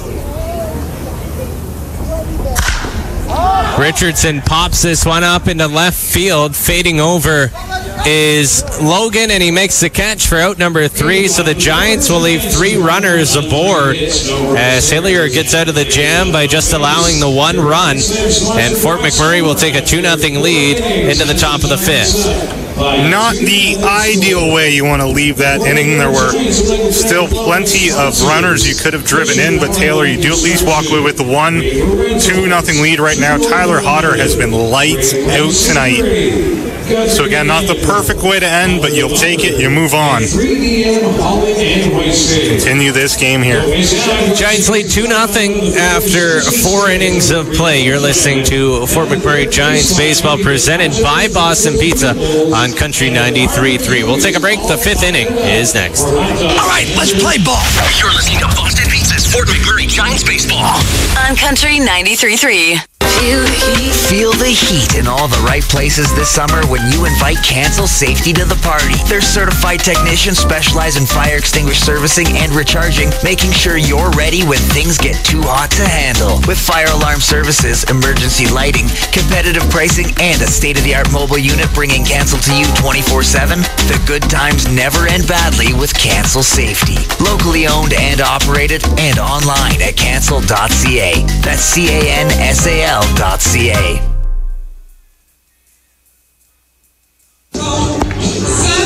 Cancel Safety, our sponsor of the Giant of the Game that's coming up in the post-game show. Cancel Safety, your one-stop shop for all your fire protection needs. Also on the way, your 7th inning stretch that's presented by Home Hardware. The experts always willing to teach you. Here's how. And I'll tell you a story, Ben. Home Hardware, they are very knowledgeable staff. I've gone there multiple times to buy paint and painting equipment, and you know how good of a painter I am. Oh, I sure do. After being hired onto our crew. And stick to radio. They've been fantastic each and every time. My wife, Jen, and I have gone in there to purchase paint. I quickly have become the intern on the crew. Ben, if you're free over the next couple of nights, I'm sure Jen will hire you on our staff. I'm on vacation in a couple days, but I've got a full plate right now. Yeah, but what are you doing tomorrow night? You want to come over and Packing paint? for my trip. You should come paint the house. Yeah, I don't think so. It's an enjoyable experience. I'll tell you what, I'll FaceTime in and just kind of give you pointers. Great bonding time. Yeah. This one popped up and sent out of play by Damian Rodriguez, who leads things off here in the top of the 5th inning. The count 1-1. To the right fielder. Hodder back out on the mound for the Giants. You'll appreciate this one. That one coming foul in behind us. Richard's first game back last week, he had a nice big flinch. Had a foul ball coming right up at us and hitting the net.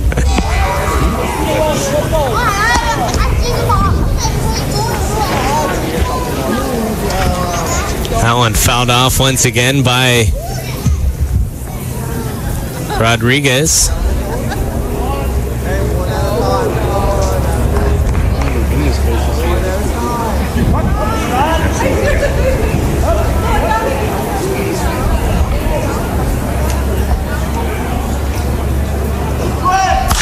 Rodriguez chops this one, pops it up down the third base line. Green will fade under and make the catch just in foul territory for the first out here of the inning. Yeah, weird contact there made by Rodriguez. Looks like he was trying to bunt and turned it into a bit of a slapper that you thought was going to go ground, and instead pops it straight up into the air. Quick out here for the Giants to kick off the 5th, as again, very methodical work on the mound by Tyler Hodder.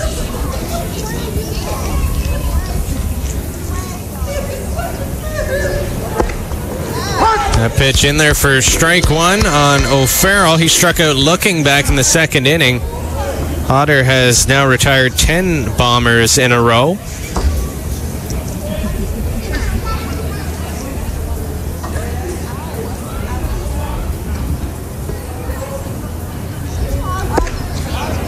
Again, O'Farrell keeps the bat on his shoulder, but that pitch right down the middle for strike 2.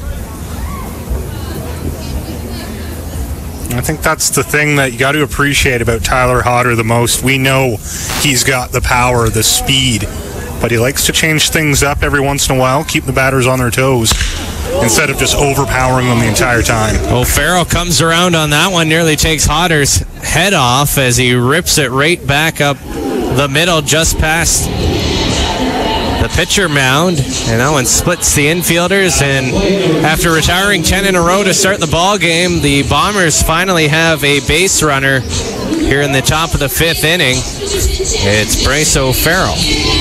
As you mentioned, that one right at Tyler Hodder's head. He was almost able to make the play on that one, just came back with way too much speed as O'Farrell got good contact on the ball.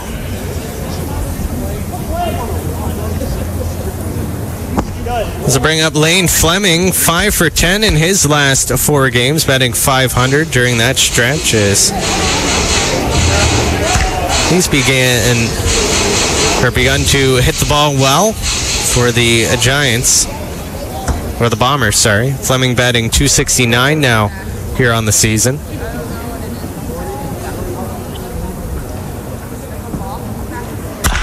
Chops this one back to Hodder. He'll make the throw to second to Rahela for 1 to first. Double play. So Hodder allows a base runner and then gets himself out of the inning as he kicks off the double play ball. And the Giants get out of the inning without any harm done, and they continue to lead 2-0. That's a veteran move there by Hodder.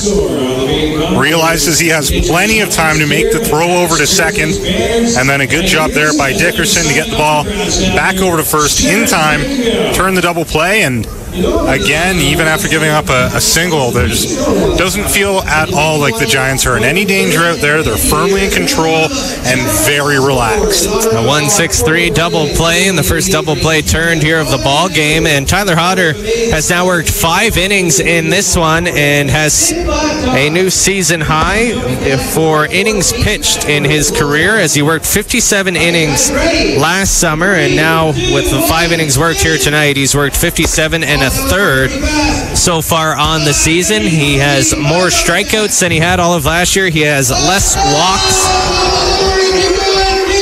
as this, once again, his 9th game. He appeared in 9 games last year, all of them starts,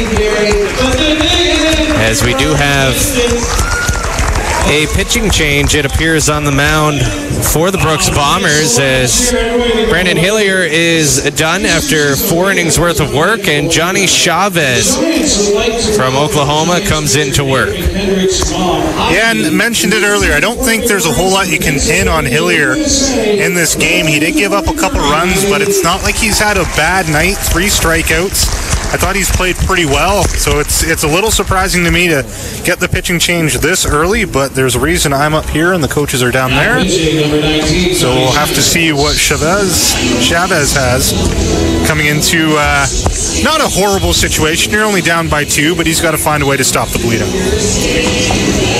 Well, we talked about these two teams. It's a lot of baseball here in the next several days. Both these teams, 6 games left in their respective seasons, so they're going to play 6 straight days here coming up, and you have to wonder if Kyle McKinnon just watching his pitcher's arms as he hopes to get maybe another start or 2 from Brandon Hillier with a short staff here to finish off the regular season. And that's not a bad strategy here, because you've got a guy in Chavez who's pitched a lot of innings for the Bombers as well, so that might be it, Taylor. Give them 4, maybe 5 to start, and then just try and get through the rest of the series here in Fort McMurray. Jordan Sickler leads things off. Again, the corners in defensively for the Bombers.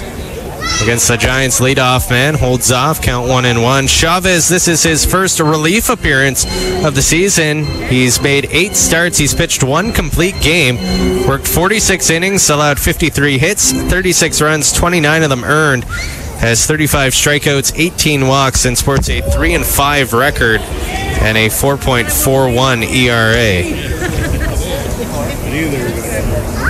And again, he's seen a lot of work this season, so I think that's kind of the strategy here, is get another starter in to take over for an inning or two before you really have to turn to your bullpen. Stickler chases a pitch there and strikes out as Chavez comes in and has a quick start, picks up a strikeout early as BJ Manarson will head to the plate. Talked a lot all season about Jordan Stickler. He's such a competitive guy out there. He loves to battle. So he's walking off back into the dugout there, Taylor, and he hit himself in the head with his bat 2 separate times. Come on, Jordan, you can do better than this. Giants lead 2-0 here in the 5th as Manarson lays a bunt down the third baseline. Charging in is O'Farrell. He won't have a play. The corner's backed off because Stickler was no longer at the plate, so BJ Manarson says, okay, I'm going to lay down a bunt right down the third baseline. Perfect placement, and he's aboard with a base hit. And I don't know if that's a play that he came up with himself or the coaching staff decided to try, but very, very smart idea. You have the corners back off. They're not going to be expecting the bunt, become a little bit lax, and as you mentioned, Taylor, that was a perfectly laid bunt down the third baseline by Manarson. So that'll bring up the second baseman, Drew Dickerson, who takes a first pitch strike. He's 1 for 2 with a single, a run scored, and a stolen base. All that coming last inning in the 4th inning as the Giants sent 7 batters to the plate.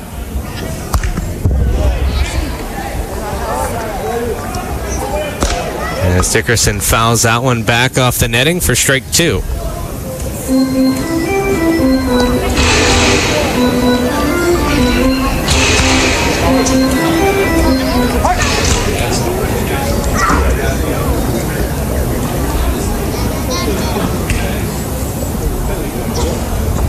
Dickerson with a hard hit ball. This one deep to left field. That ball is gone. A home run from Drew Dickerson. As the ball stayed in play, but the home plate umpire signaling a home run.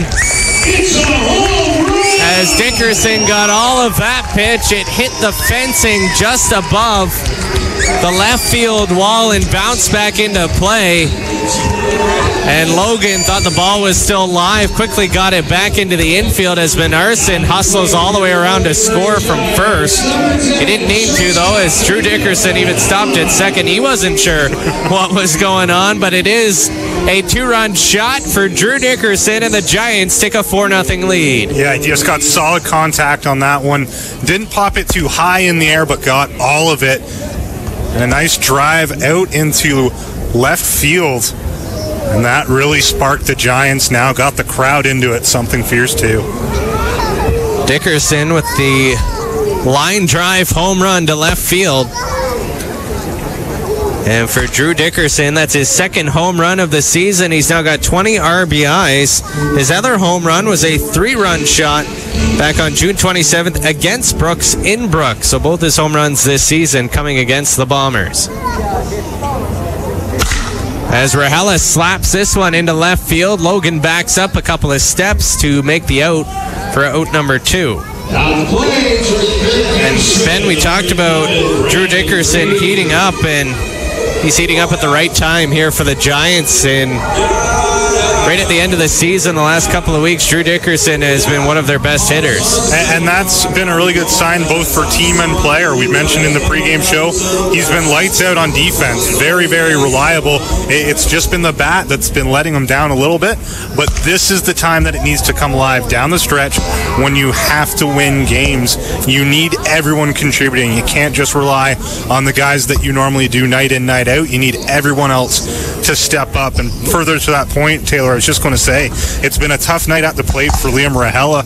0 for 3 on the night, and he's one of those guys that normally we expect a lot of offense out of. So when you have a guy like Drew Dickerson able to step up and help out the Giants when their big guns are struggling, that's how they're going to win ball games down the stretch here and maybe, just maybe, sneak into the playoffs. Strike call there to Brandon Green as the count comes to 1-2 with 2 outs. Giants out hitting the Bombers 6-1 here in the 5th inning. They lead this ball game 4-0. Fighting for their playoff lives here in the final week of the WNBL season. Giants need to basically win out, but they need some help as Lethbridge and Edmonton holding down those final 2 playoff spots in the West. The Giants 4 games behind. As Green strikes out looking, shakes his head at the call. Chavez gets out of the inning, but the Giants score 2 and double up their lead and take a 4-0 lead into the 6th inning. And we've talked about it in a few of our broadcasts. There is such a thing as momentum in baseball. Just because it's not the back and forth game of a game like hockey or basketball, plays like these, when you know you're pitching so well and then you get that big jump of offense that you need, you put up single runs in 2 innings, but now you open up for 2, 4-0 lead. Everything is coming up Giants right now. We'll take a break. You're listening to Boston Pizza Giants baseball on Country 93.3. Giants lead 4-0 after 5 innings of play. Let's clear a few things up. We're at 93.3 FM on your tuner, 95.7 on site, and our call letters are CJOK.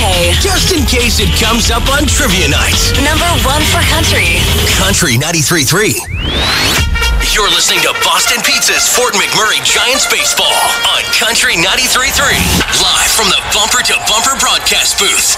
In your line of business, every minute counts. Downtime on your network means losing out on a client or valuable revenue. Keep your company running at peak performance without interruption. McMurray Computer and Telecom has a variety of preventable maintenance programs for your computer, network, and business phone systems. And have peace of mind in the event of a failure. McMurray's backup and disaster recovery programs are designed to get you back up and running. Call McMurray today, 780-790-6666. Welcome back to Boston Pizza, Fort McMurray Giants baseball on Country 93.3. Remember to redeem your Giants baseball ticket at Boston Pizza, either downtown or in Timberlea, for 10% off your meal. Some conditions apply. See in store for details. Go Giants, go. Giants lead 4-0 here as we enter the top of the 6th inning. Tyler Hodder back out on the mound as he has been extremely good here tonight on the mound for Fort McMurray, allowing just the 1 hit so far here in the ball game. Taylor Pope, Ben Madigan up in our Bumper to Bumper broadcast booth. Bumper to Bumper with 2 convenient locations, one in Thickwood and one in Gregoire. You mentioned Hodder. He's been lights out. Did give up that 1 run, but then was able to help it with the double play, get the Giants out of the inning with no damage done. And with the exception of that 1 hit, he has been perfect here tonight. Jacob Shields leading things off here in the 6th inning for Brooks. He's 0 for 1 in the ball game. Andrew Lego and Keegan Kwong stand in the on-deck circle. Hodder misses high. Count 1-2. I think that's one of been the most impressive things of his start tonight, Taylor. Really haven't seen any control issues. For a guy that we know can touch 90 and throw hard, he's done a great job of keeping the ball in the strike zone.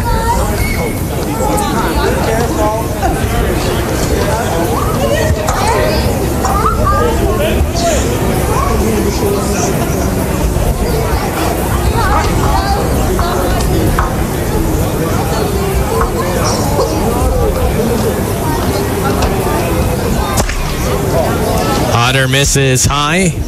That's the pitch he's gone to several times and has caught Bombers looking and swinging in that high outside corner of the strike zone. That one just a little bit too high.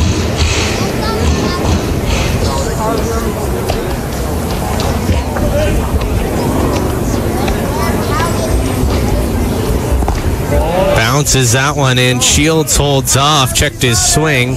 That'll bring the count full. Shields doing a good job here of battling through. Bombers in a bit of a hole, even though there's not much left for them to play. You know, they'd love to come in here and be the spoiler a little bit for the Giants.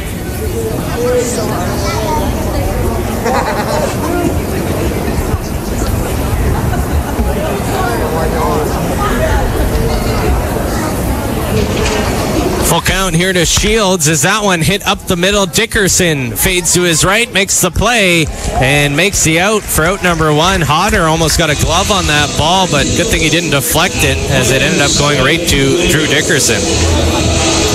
After a very busy start to the night for Dickerson, that's really the first play he's had to make there at second base in a little while. He's been spot on tonight on both sides of the ball. One of the best games that I can remember him having here at Shell Place in a little while. On, again, both sides of the ball, not just defensively.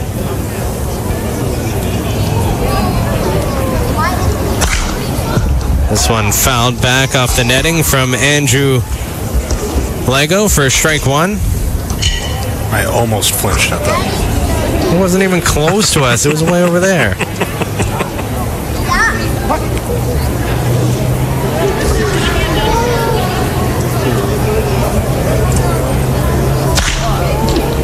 This one fouled off again, this time down the left field line as that one bounces over the wall and out of play.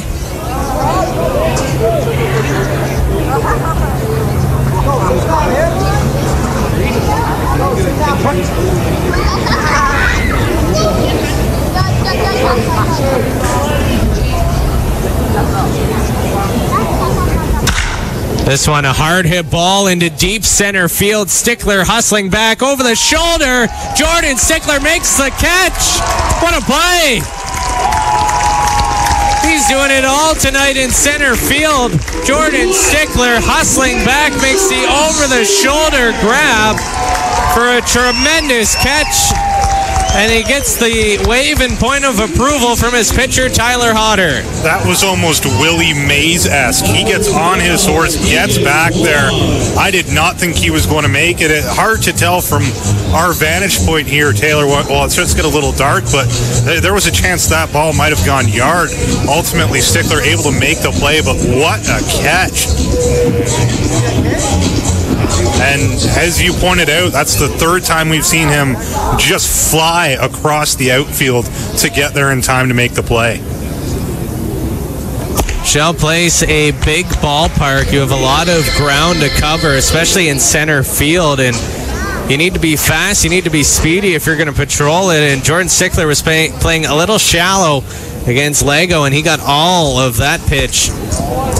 And that one caught by Stickler just in front of the warning track.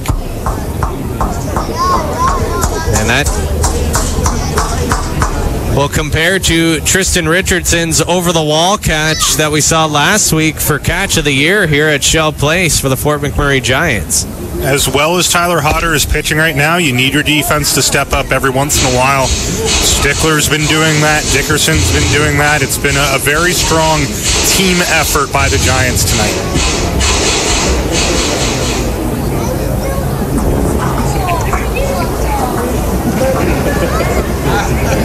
Two and one the count here to Keegan Kwong as Hodder blows a fastball right past him for strike two.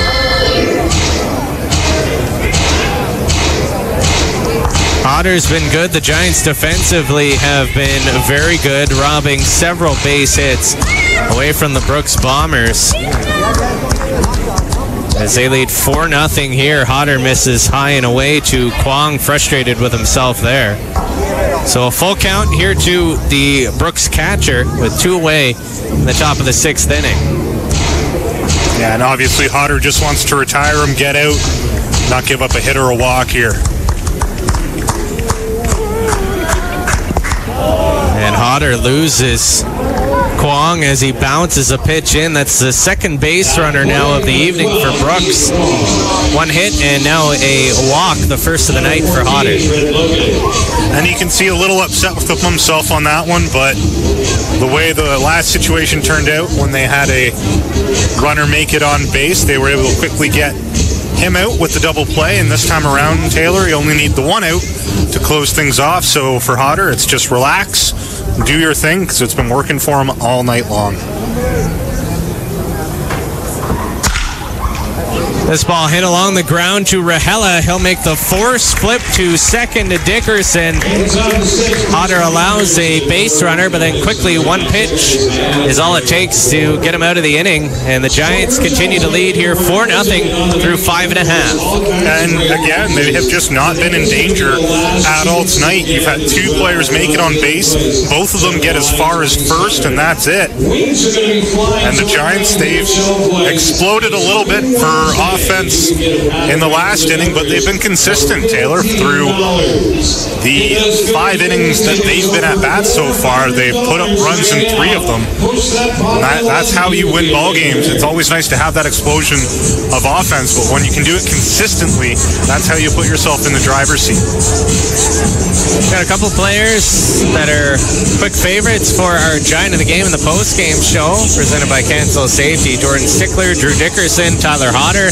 Lots of nominees so far here halfway through this game. Jordan Stickler was our feature today on Better Know a Giant. That's presented by CrossFit Crude, Better Together. You can listen on Giants game days at 7:50 a.m. and 5:20 p.m. on Country 93.3 and 97.9 Rock for your Better Know a Giant feature. Our final broadcast of the regular season for the Giants will be on Friday, as it will be the 4th and final game of this 4-game set between Brooks and Fort McMurray. And it will be fan appreciation night here at the ballpark. Bouncy castles. The Giants will be out early signing autographs for fans. They'll have special concession items. It's going to be a fun afternoon at the ballpark. That starts at 4 o'clock. First pitch, of course, at 7:35. We will be on hand for that one as well. You can come drop by the 97.9 Rock tent and play some giant beer pong with our summer cruiser girl, Camille.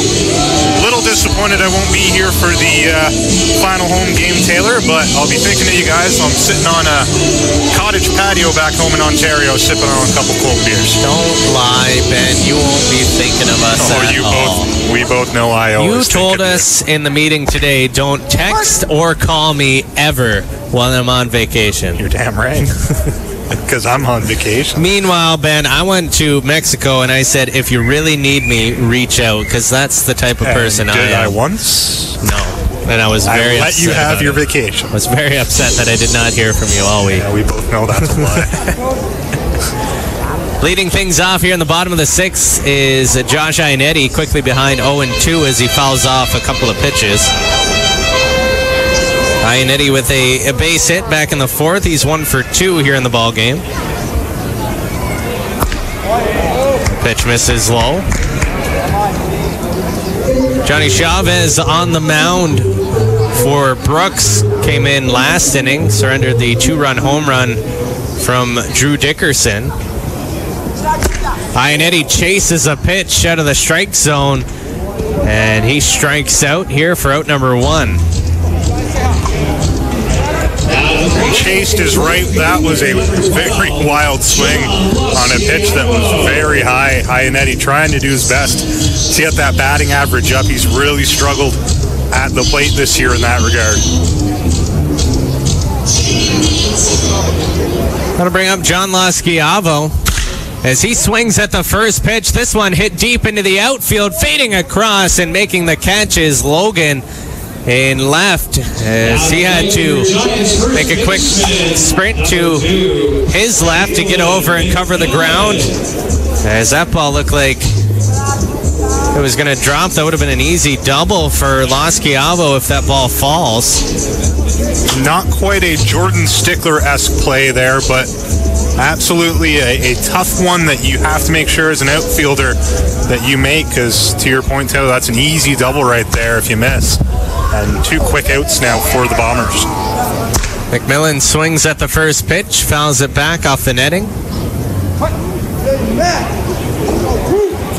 2 outs here in the bottom of the 6th. Giants lead 4-0, out hitting Brooks 6-1.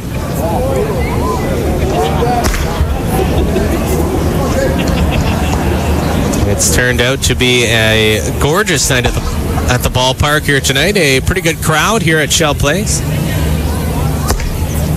McMillan holds off again for ball 2.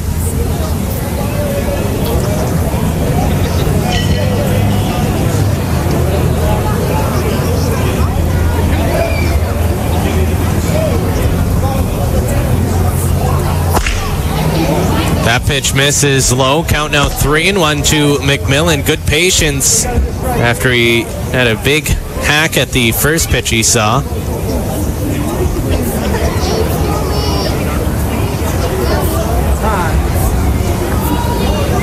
Chavez taking a little bit too long on the mound, so time is called by the home plate umpire.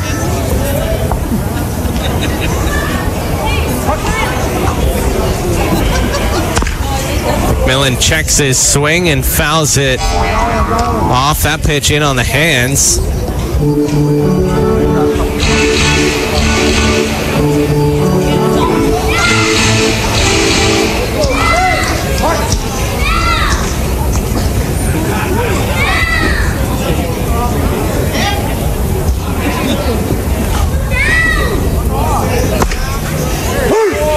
And McMillan thought he got a fourth pitch ball. Instead, he's racked up and strikes out as Chavez catches the corner, and that'll warrant.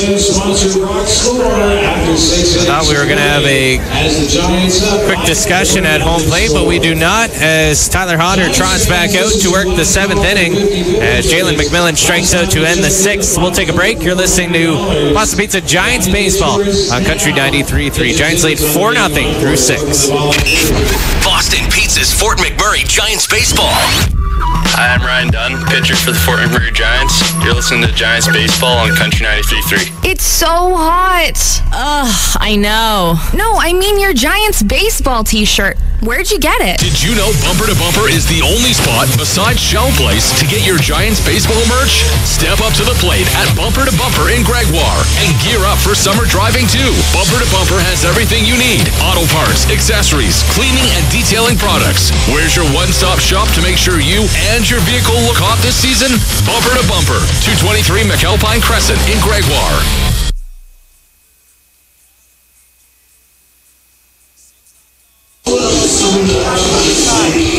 Welcome back to Shell Place, where the Fort McMurray Giants lead the Brooks Bombers 4-0 here.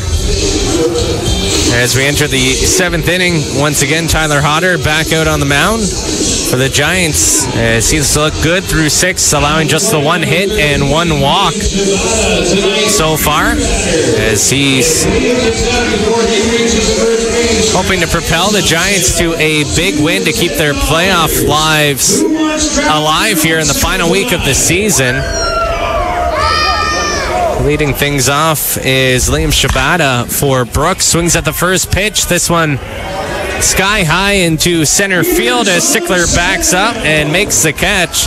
As Shabata continues to struggle at the plate tonight as the beer batter. He's 0 for 3. Now at the plate, number 6, Connor Morrow.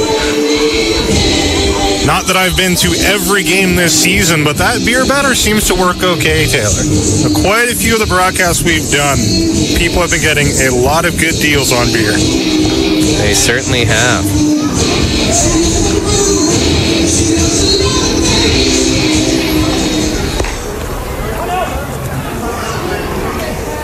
Connor Morrow with a couple of ground outs here tonight. At the plate for Brooks, looks to lay down the bunt. That ball rolling foul as Ionetti waits it out. Morrow trying to pull off a Giants bunt single that the Giants have become accustomed to here at Shell Place. They've really figured out how to work the turf to their advantage.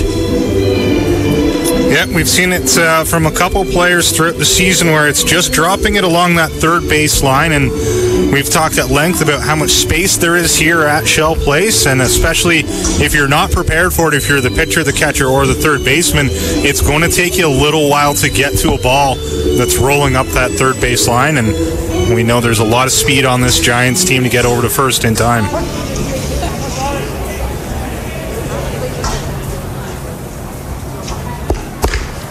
Morrow holds off, and that pitch is in there for strike two.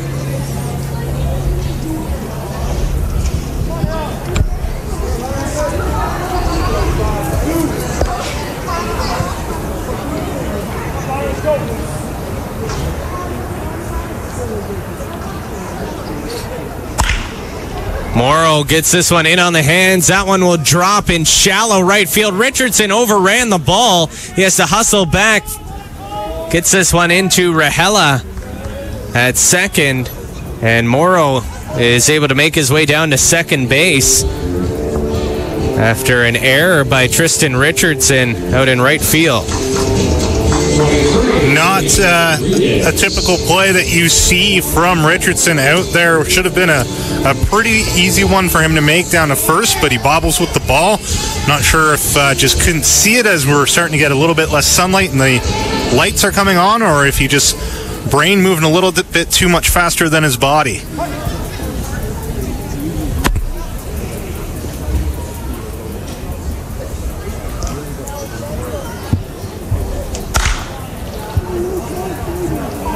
This one hit foul down the left field line by Damian Rodriguez.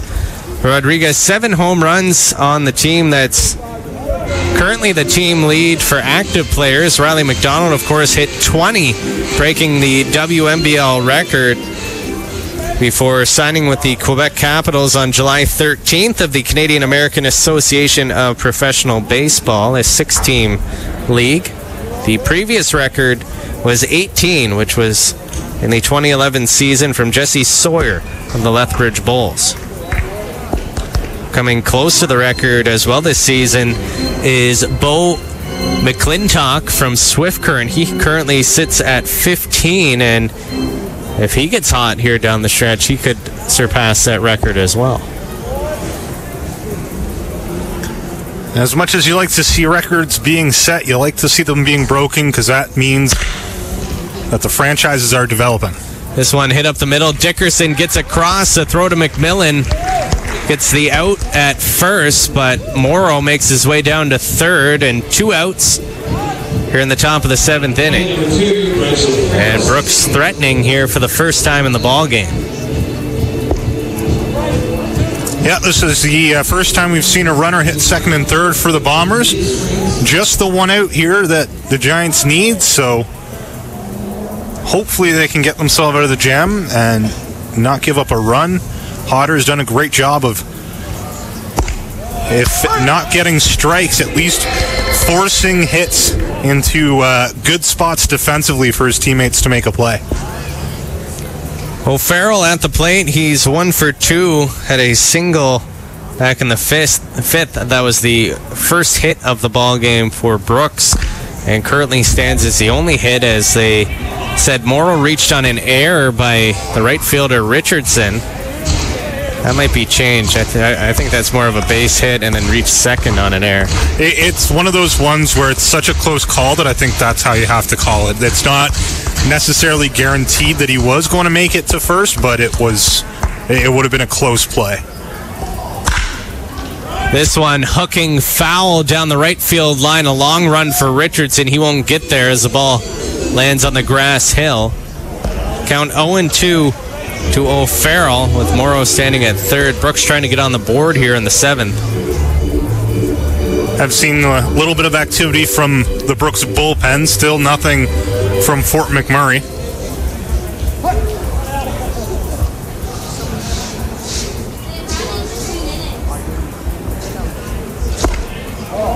Hodder again looking for that high fastball on the outside corner. Doesn't get the call there.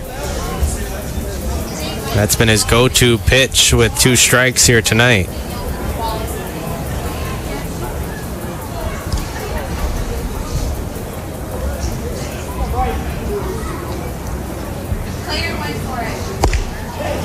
And he gets it there as O'Farrell gets caught looking, as Tyler Hodder strikes him out and strands Connor Morrow at third base. And the Giants keep Brooks off the board through 7 as they lead 4-0 as we head to the bottom half of the inning. And that's exactly what you wanted to see, not just the Giants getting out of a jam, but Tyler Hodder doing it himself. One of the best games he's played that I've seen recently here at Shell Place tonight. 5 strikeouts here tonight for Tyler Hodder. as we head to the 7th inning stretch, which is brought to you by Home Hardware, the experts always willing to teach you. Here's how. And I'm trying to get Ben hired on my paint crew at home, but he just doesn't have I'm it in going him. on vacation. Doesn't have it in him. You're a professional painter by trade, Ben. You did so well painting our spare room. Now the wife wants to do the entire main floor. And I need your help because right now I'm on tape duty. That's all I'm on. I haven't touched a paintbrush yet. So, first off, that's a smart move by Mrs. Pope. That's why she's the foreman. Second, there's no way you guys get the main floor done by the time I get back. She wants it done by the time we go to Ontario, which is August 9th. So that gives me a couple days when I get back. All right, we'll see where we've progressed. Okay. And just make sure that you don't let me know while I'm away, because you're not to text me. I'll let you know if I'm still on intern duties of getting Diet Pepsi and putting up the tape. Get Richard to help you. I don't trust that guy. Did you see the way he patched up the hole in the office? Yeah, exactly. You can barely tell.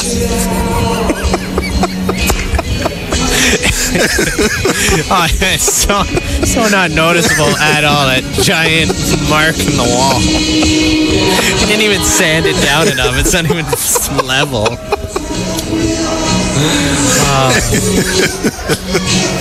Oh, God bless him. He tried.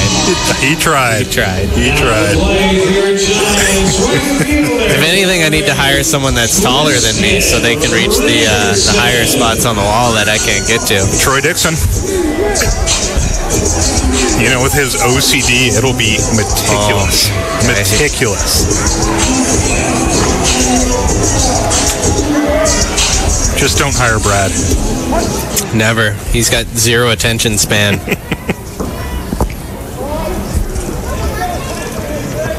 We head to the bottom of the 7th. Giants leading 4-0, and the number 9 hitter Tristan Richardson leading things off.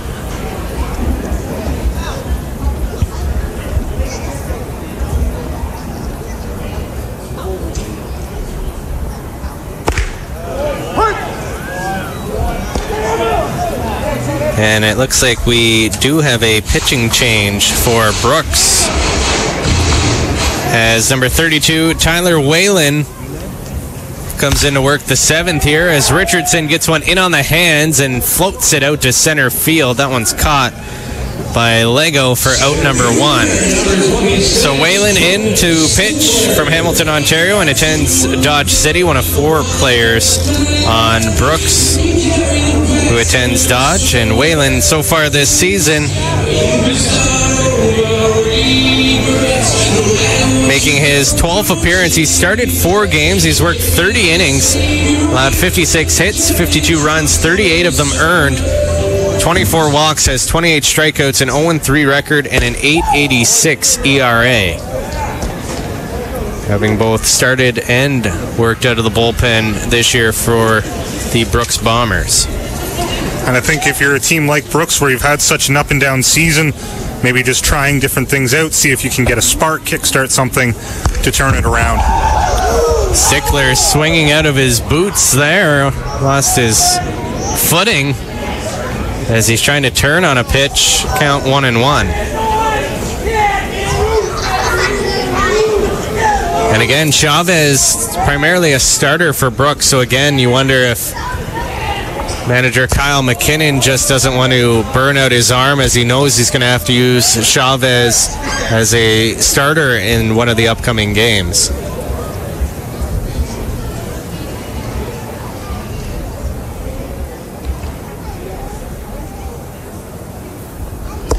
Again, Stickler with a big cut, and it's a swing and a miss for strike 2. Count 2-2 here to the Giants leadoff man. And I think this shift that they've done, they're not bringing the infielders in as deep now that you've taken away the possibility of him laying down the bunt, but earlier, I think it's really affected him at the plate. Stickler chases a pitch outside for strike 3, as he has struggled at the plate here tonight. That's his 2nd strikeout, and he's 0 for 4 after Stickler had been One of the Giants' better hitters. He had a great game last week, Ben. You and I were talking before the game. Was 3 for 3 at the plate. Also reached on a walk and a hit by pitch. It was just one of those nights, get on base any way possible. Well, one of them was a bunt. One of them was just a blooper that he was able to land down in shallow outfield. And he's just so good at small ball and being able to get on base any way possible. 1-0 to Minarson as the first pitch reaches the backstop. Minarson checks his swing and holds off for ball 2.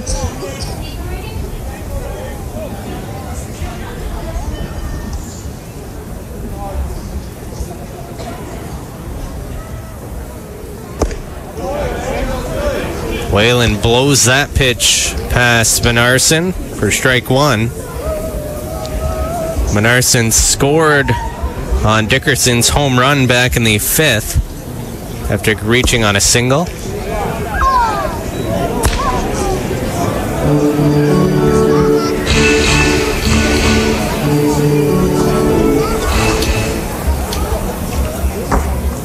Three and 1 the count to the Giants' designated hitter. As he fouls that pitch back off the netting, we'll bring the count full.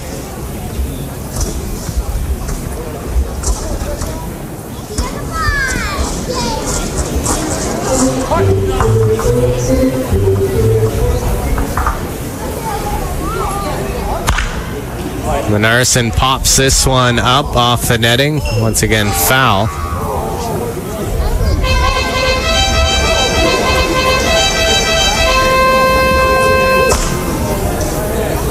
Full count.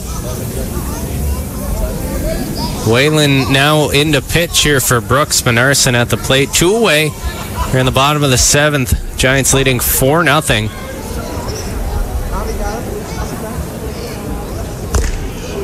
Minarson fouls that one back. Hits Kwan in the chest protector.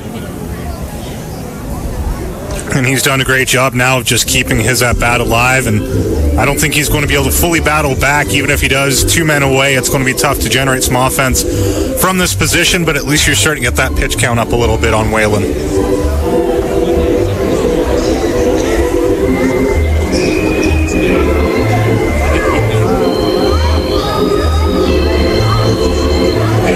Quick mound visit here from Kwong. And that's the extra advantage of having a guy who's normally a pitcher behind the plate. Maybe he sees something that Whalen doesn't, able to share some ideas and bounce back and forth on what the next best thing to do is.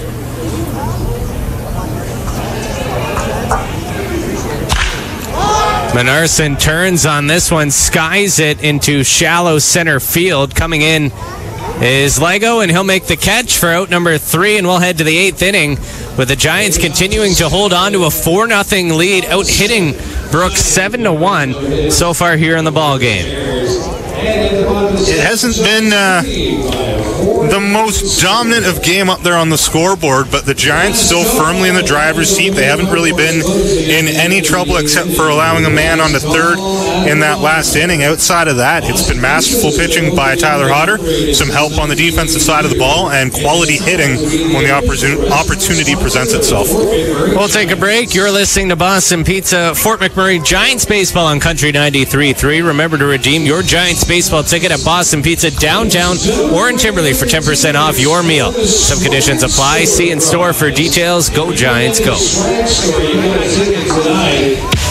Country 93.3 is your country station. In Fort McMurray. At 93.3 FM, 95.7 on site. Online at country933.com. Number 1 for country. Boston Pizza's Fort McMurray Giants Baseball. Hi, I'm Josh Heinetti, catcher for the Fort McMurray Giants. You're listening to Giants Baseball on Country 93.3. Feel the heat in all the right places this summer when you invite Cancel Safety to the party. Let Cancel's highly trained team get up in the exhaust and hood of your commercial kitchen, and they'll leave it fully cleaned and ready to safely handle all the heat. With a mobile unit bringing Cancel to you 24/7 and the highest quality fire protection services and products, the good times never end badly with Cancel Safety. Locally owned and operated and online at cancel.ca. That's CANSAL.ca.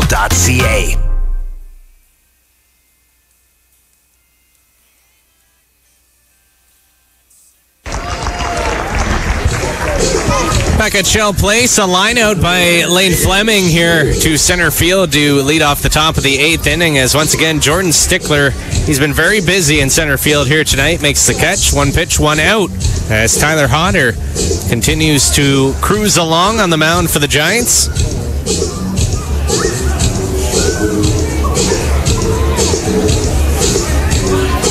Stickler, as you mentioned, been very busy back there in center field. A few of the plays very routine, a couple of them very impressive. He's struggled at the plate, but he's been lights out on the defensive side of the ball, that's for sure. Just checking in on the out-of-town scoreboard, Giants getting some help from Medicine Hat as they have defeated the Lethbridge Bulls 4-2 here tonight. As this one blooping into shallow center field, and that'll drop in front of Stickler and just over the shoulder of Liam Rahela as Jacob Shields gets on with a 1-out single. Rahela might have been able to have a play on it just from a distance perspective, but that's a tough help play to make at that point in the field, especially when you know Stickler is barreling down at you full speed. So a tough play there for the Giants, but at least keep it to a single.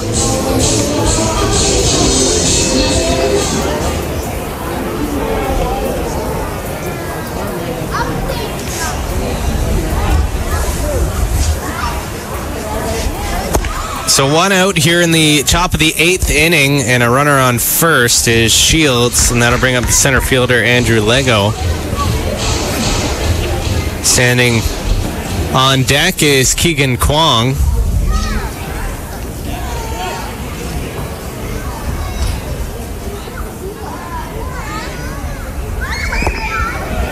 Hodder bounces that one in. Good job by Ionetti to stay in front of it.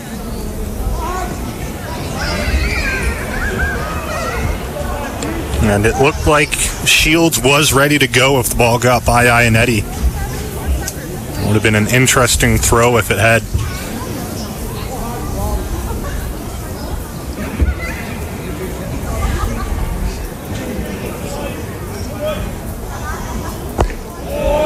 And Hodder misses outside. Now count 3-0.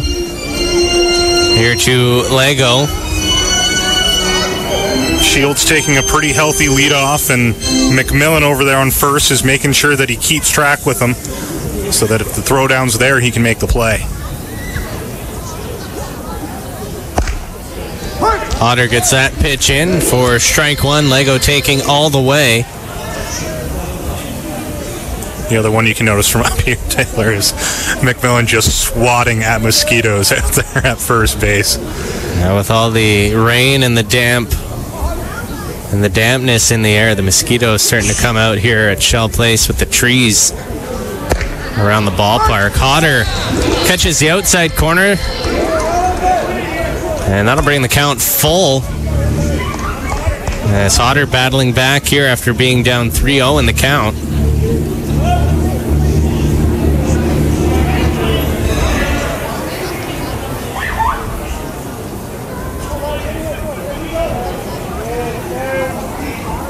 The 3-2 from Hodder.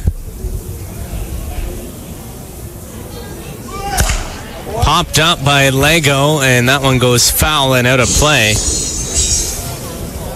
On the move was Shields at first as he was breaking for second with the count full, but only 1 out here. But the Bombers need to be a little bit aggressive, running out of time as they trail by 4.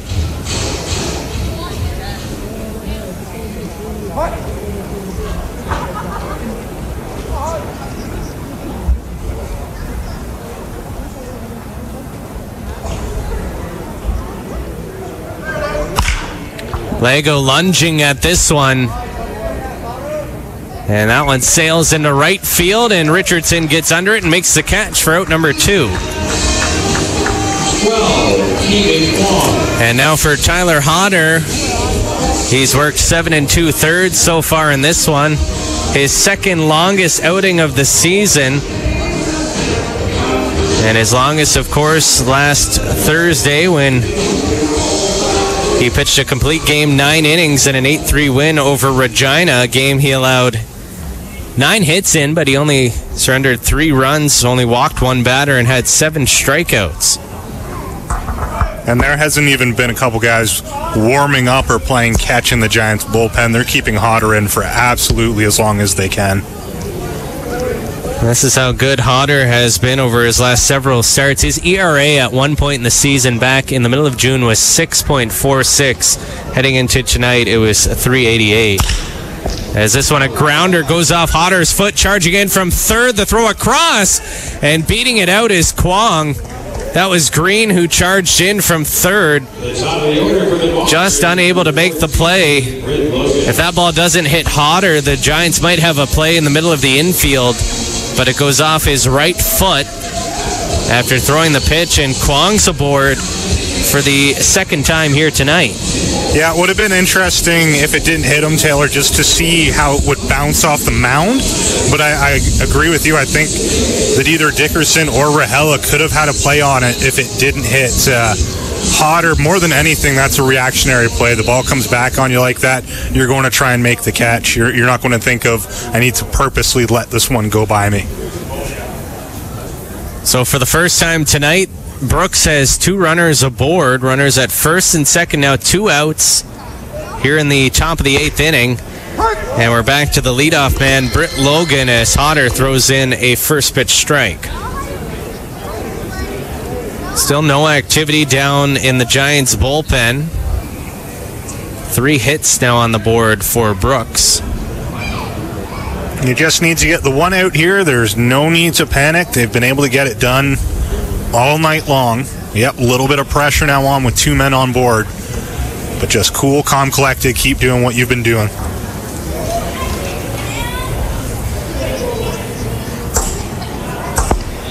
That pitch low, and Ionetti traps it, keeps it in front of him.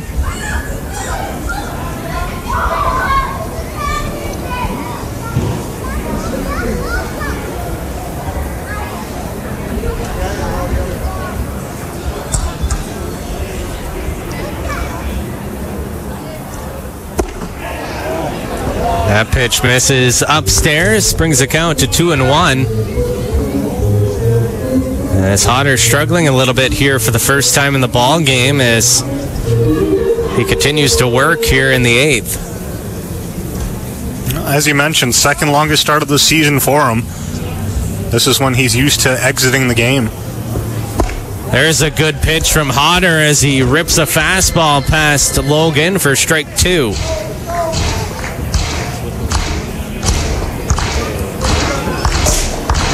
As he gets the crowd behind him now here. A pretty good crowd for a Tuesday night here at the ballpark.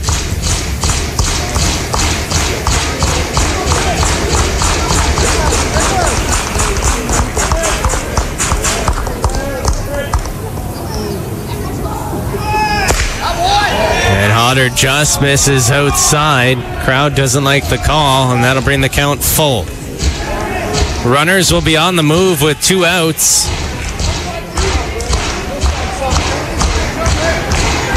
A big pitch here for Tyler Hodder.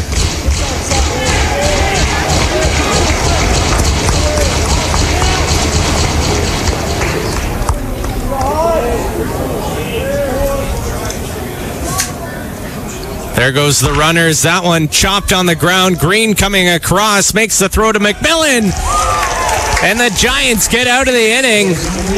And Tyler Hodder, with a big smile on his face, gets a fist bump from his good buddy Josh Ionetti as Hodder shuts the door through 8, and the Giants continue to lead 4-0. Mentioned it earlier, he's had a great night on the mound. He's pitched very, very well.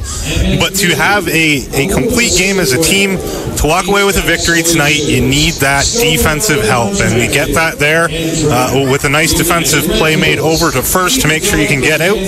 But it all gets set up by the pitching of Hodder that makes sure the ball remains in play.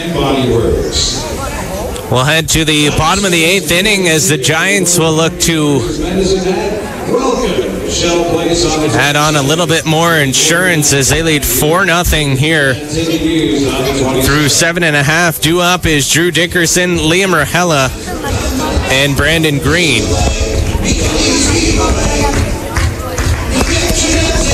This is our 13th of 14 broadcast this season on Country 93.3 for the Fort McMurray Giants. Our final broadcast of the regular season will be the Giants' final home game on Friday, as it will be the fourth and final game of this four-game homestand against the Brooks Bombers. It's also Fan Appreciation Night at the ballpark that kicks off at 4 o'clock. Bouncy Castle, lots of games for the kids. The players will be out signing autographs, and we will be on location with our tent and our giant beer pong, which is always a lot of fun. It's a lot of fun. It's going to be set up more in a baseball diamond than your traditional beer pong, as this is a baseball team. It's clever thinking. Just to throw that in there. Throw that in. You have no idea how long it took me to come up with that idea.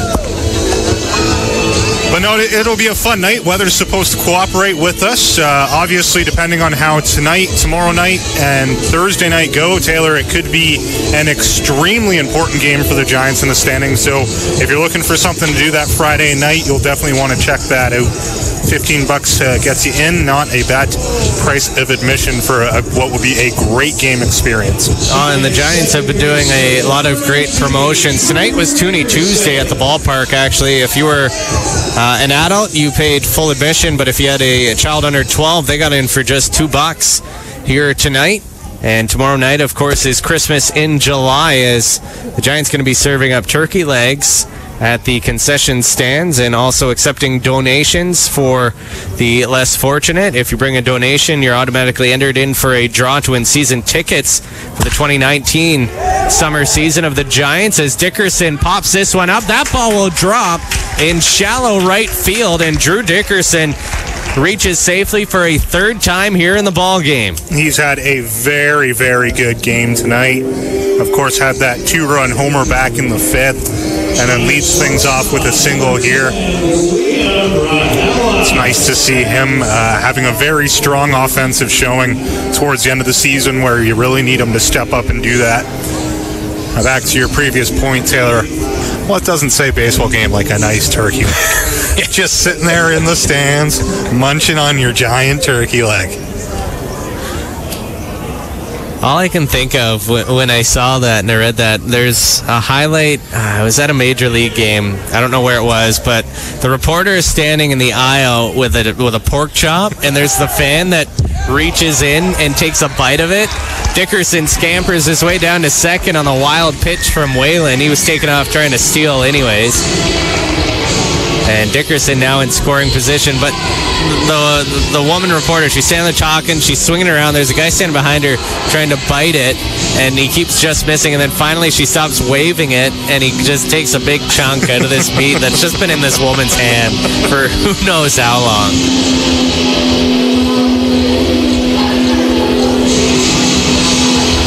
Quick visit up to the mounds. It's a tough spot here for the Bombers. No outs. Dickerson with a very well-timed steal. Sets up the Giants here to hopefully, as you alluded to at the start of the bottom of the eighth here, Taylor, at least increase on this lead a little bit.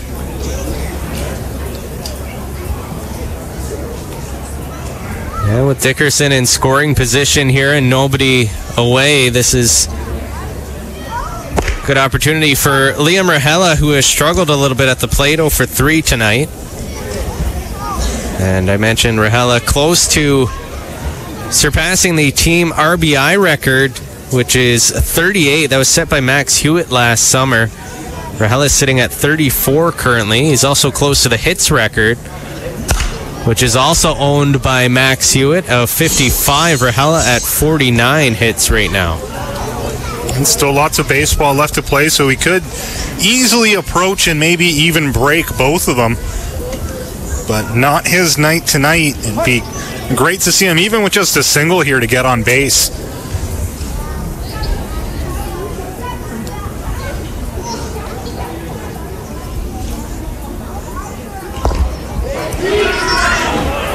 That ball pops out of the glove of Kwong, but he's able to quickly recover and holds Dickerson at second base. 2-2 the count. Nobody out here in the bottom of the eighth inning. No action still in the Giants bullpen, so Tyler Hodder here expected to go the distance in the 9th. I think at this point in the game, you have to do that. You don't want to risk giving anything up to your bullpen, and he still has a lot left in the arm. He's played a great game tonight.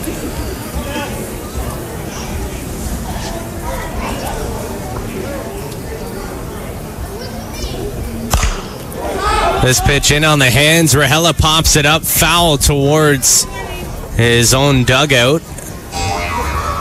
No Bomber player able to get there and make a play. Certainly not for lack of trying, though, as you have third baseman, catcher, and pitcher all try to race over and make the play in field.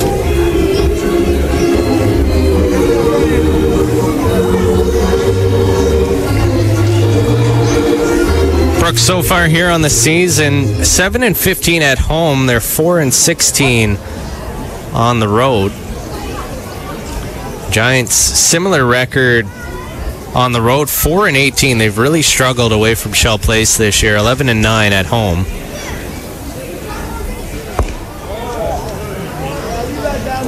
And once again, sporting their Canada Day jerseys because manager Pat Riley said they play so well in them. Got to keep it going. There is nothing else so superstitious as sports. And if the jerseys work, you keep on the jerseys. That holds true as you look at the Giants, a winning record here at Shell Place this season. Rahela turns on one, and that ball hooking foul down the right field line.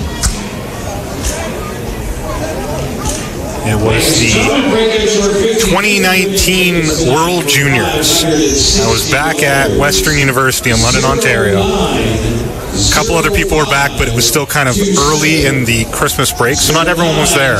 And people would just kind of wander past the room, pop their head in. A few people stayed, a few left. And when the last person came in and Canada started making a comeback against the Russians, that was it. No one was allowed to leave, and no one was allowed to come in because we had our room vibe going.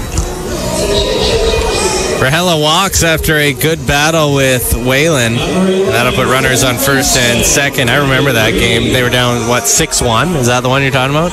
And they made it 6-5? Yeah. And once that comeback started, it was, oh, what are you guys doing? We're watching the game, and you're not allowed in. And the one guy was, well, all right, guys, I'll see you later. Oh, you are staying until the end of this game. Quick mound visit from the Bombers infield to discuss how they're going to handle this situation with nobody out. And Brandon Green coming to the plate. Rahela stands at first. It's Dickerson down at second. If there's going to be a light at the end of the tunnel here for the Giants down the stretch, it's going to be a situation like this that you don't blow. You have two runners on, one in scoring position, no outs. You got to walk away with at least one run here.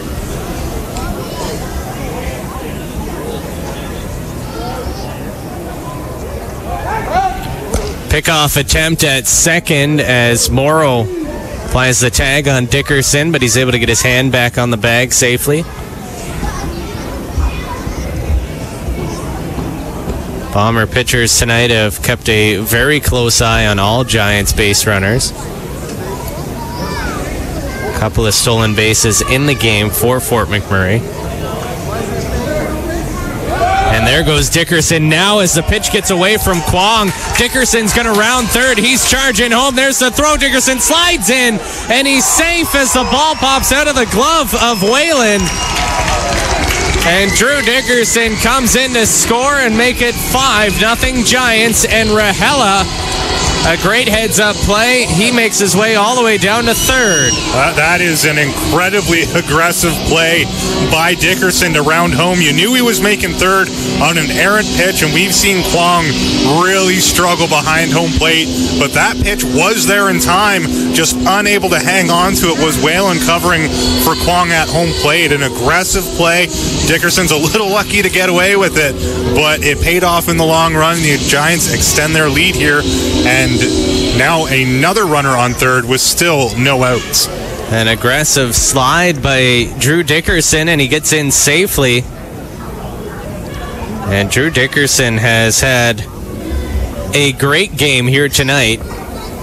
That's his third run scored, and the Giants now lead 5-0. That's a big insurance run for them here in the bottom of the 8th. Yeah, very big insurance run. And again, didn't give up now. You still have a runner on third here. It was aggressive, and we talked about this at the start of the broadcast, Taylor. There's a time and a place to do it, and apparently that was the right time and right place. Here's another ball that gets through Kwong, and Liam Rahela will come in to score, and it's 6-0 Fort McMurray. And that's just a really tough break for Kwong, who has really struggled behind home plate tonight. Has missed a couple throws to second on steals, and then back-to-back lost balls that allow a run scored. You got to feel for him out there. And again, Kwong, not normally a positional player. He's primarily a pitcher. Has only played a handful of games in the field this season. He's been pretty good at the plate, though, here tonight. He's got a hit and a walk.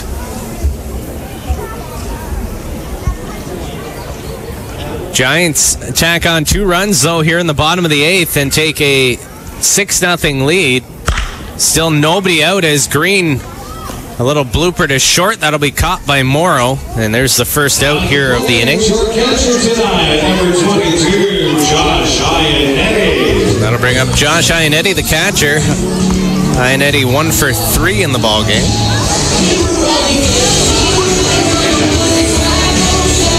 Our Giant of the game coming up in the post-game show, brought to you by Cancel Safety.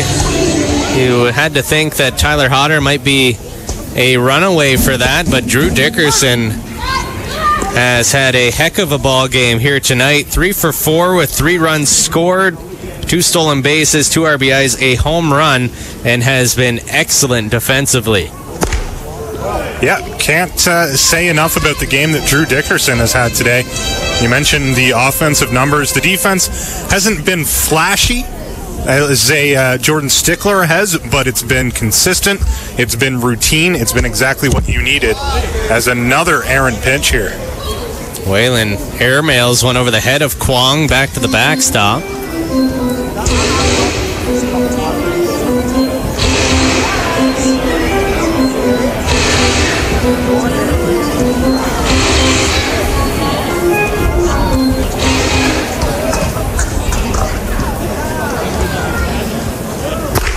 Big cut from Ionetti for strike 2, evens the count up at 2-2.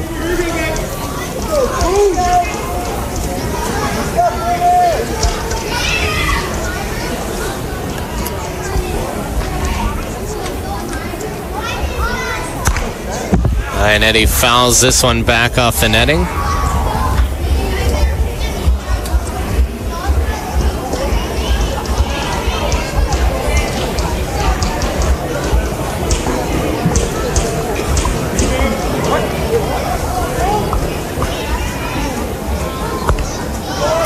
That pitch misses low. Ionetti getting the start behind the plate. It has primarily been Jonathan Lindau over the last several games. Lindau's been very good at the plate, riding an 8-game hit streak, but given the night off here tonight. Lindau batting .438 over his last 8 games and has 6 multi-hit games. He's another guy like Nick Cardinal that I think you need to give him a game or 2 off to start this series, because you're going to need him at the end when you need to make sure that you win those games. Ionetti slaps this one foul just over by the food truck down the right field line. A lengthy battle here between Ionetti and Waylon. Haven't seen any activity from the Bombers' bullpen, so you figure if they have to continue on to Waylon in the next inning, they will. And Ionetti's going to walk here after an 8-pitch at bat. Down the plate, left fielder, number 12. Good patience by Josh Ionetti as he draws the walk. Just his 4th walk of the season. He sits second on the team in hit by pitches with 7. He's tied with Jordan Stickler. 7, and 3 of them came in the very first game of the season. Where there was, 7 hit batters in that game. It was There was about 18 walks. 13-10 win over Lethbridge to start the season in a 4.5-hour game. Yeah, I think someone jinxed it at the start, didn't they? Yeah, some guy named Ben Madigan. This game's going to go pretty quick. Lasciavo fouls another one off the netting. One away here in the bottom of the 8th. Giants with 2 runs in, and they've taken a 6-0 lead. So first on that impression, spot on. Thank you. Well done. I did the same thing to Richard last Wednesday, and that's when we had a rain delay. That was a long rain delay, too. Oh, man. That was a good 40-minute rain delay. It's longer than half the game. Whalen misses inside. Count 2-1 here to Lasciavo, the Giants left fielder. Lasciavo, the only player on the Giants from Quebec.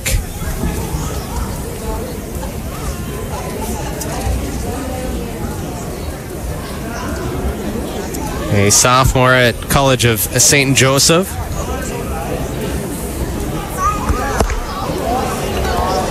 Big swing there for strike 2.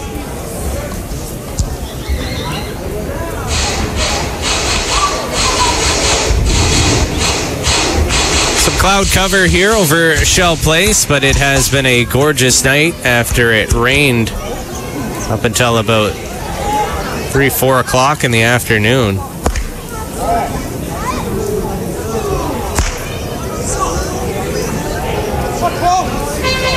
Count full here to Lasciavo. Eddie stands at first, 1 away in the bottom of the 8th inning.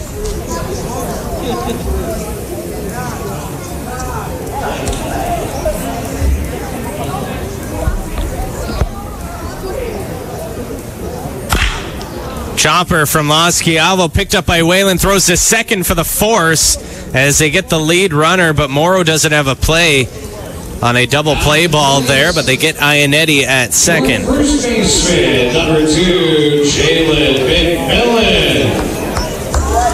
And obviously the right call there. You ensure that the runner doesn't advance into a scoring position after you've already given up 2 runs in the inning. Keep Lasciavo pinned there on first, and you're just 1 out away from getting out of this one. And after that, you got to hope that Tyler Hodder doesn't close out this game, which the way he's pitched today, Taylor, I don't think that's very likely.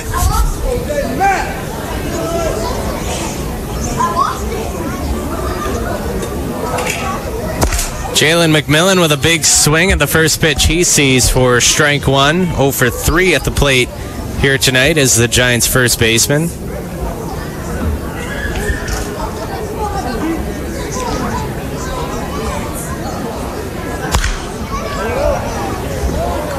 Fouls this one off and out of play. McMillan, a former draft pick of his hometown Chicago White Sox back in 2015.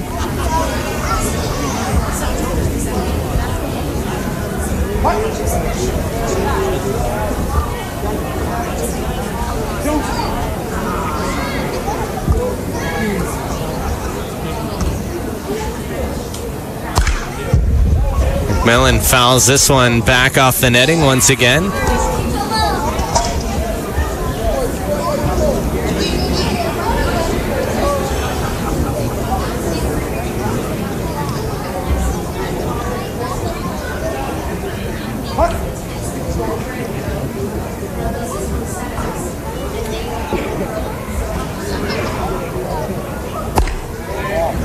McMillan holds off as that pitch misses high.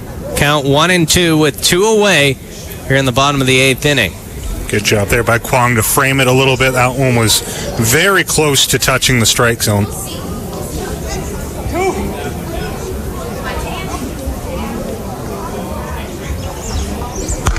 McMillan again fouls that one off, and that's a screamer down into the stands off the roof. Make sure to take foul balls back to the 50-50. The sound of the roof is more scary than the actual ball dropping. Like, people get so panicked, but it's really not that far of a distance. And the roof has more than enough give that it takes the heat off of it. It's just loud off the metal. It is loud. That pitch low is good eye by McMillan, evens the count up at 2-2.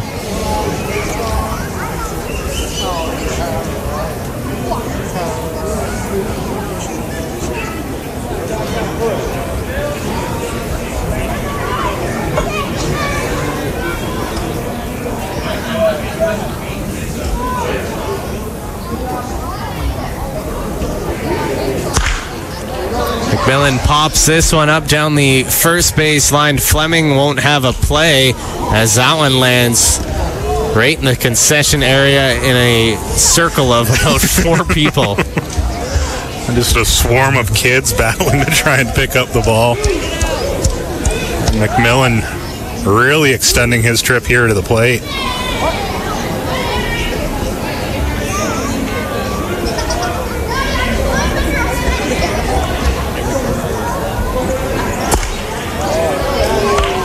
And again, McMillan holds off on the pitch high, and that brings yet another count full. McMillan's battled here at this at-bat. He's fouled off a few pitches, and a full count here. 2 outs. Runner at first is Lasciavo.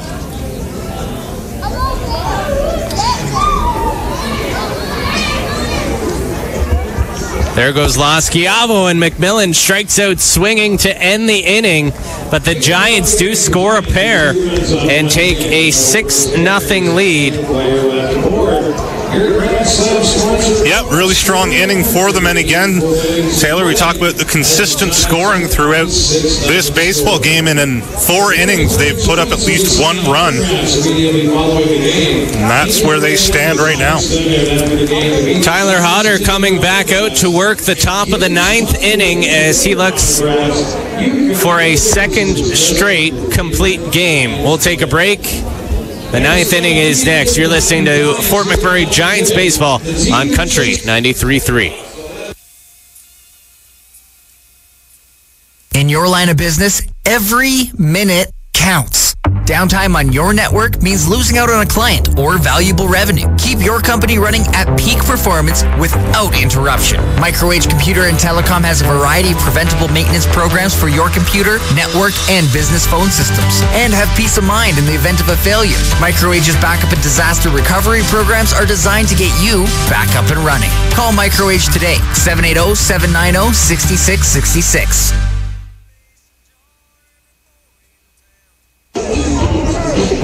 Back at Shell Place, where Liam Shabata will lead things off. He's 0 for 3 so far here tonight. And Shabata coming into tonight's game, riding a 6-game hit streak. He was 8 for 24, and that's on the line. As Hodder comes back out to work the 9th inning. So far through 8, his second longest outing of the season. His longest, a complete game 9-inning outing last Thursday, as this one hit into right field. A diving effort from Richardson, able to knock it down, but unable to come up with the ball. And there's a leadoff hit for Liam Shabata, and he keeps that hit streak alive as he's now got a hit in 7 straight games. And Hodder allowing a leadoff base runner here in the 9th inning. Obviously not exactly the way he wanted to start this one off, but a good job by Richardson there in the outfield to at least make sure the ball doesn't get by him and to keep Shabata pinned on first. And now Hodder bounces one in. Ionetti the throw down to second, and laying the tag is Dickerson, and they get him. What a play by Josh Ionetti. I did not think he was going to be able to get there in time, as he really had to go over and then pick up, spin around, make sure the throw is accurate, but he was able to get it in there. A good job by Dickerson to make sure he gets the tag, but that's all Josh Ionetti there. What a throw by Ionetti on the right side of the bag, so Dickerson can apply the tag easily on Shabata. I thought Ionetti got the throw off just too late because he didn't realize Shabata was running. But he guns it to Dickerson, and a great tag by the Giants' second baseman. And after Hodder allows a leadoff single, his defense has his back, and they get that big out as Morrow hits this one deep into right field. Backing up is Richardson. He gets under it and makes the catch for out number 2.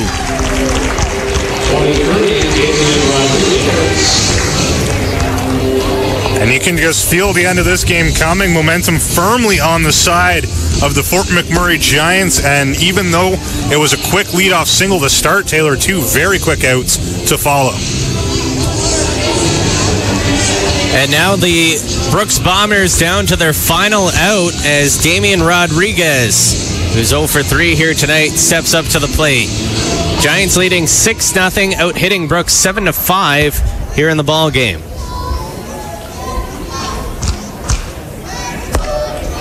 And Hodder blows a pitch past Rodriguez for strike one. Hodder, 1 out away from his second straight complete game here at Shell Place.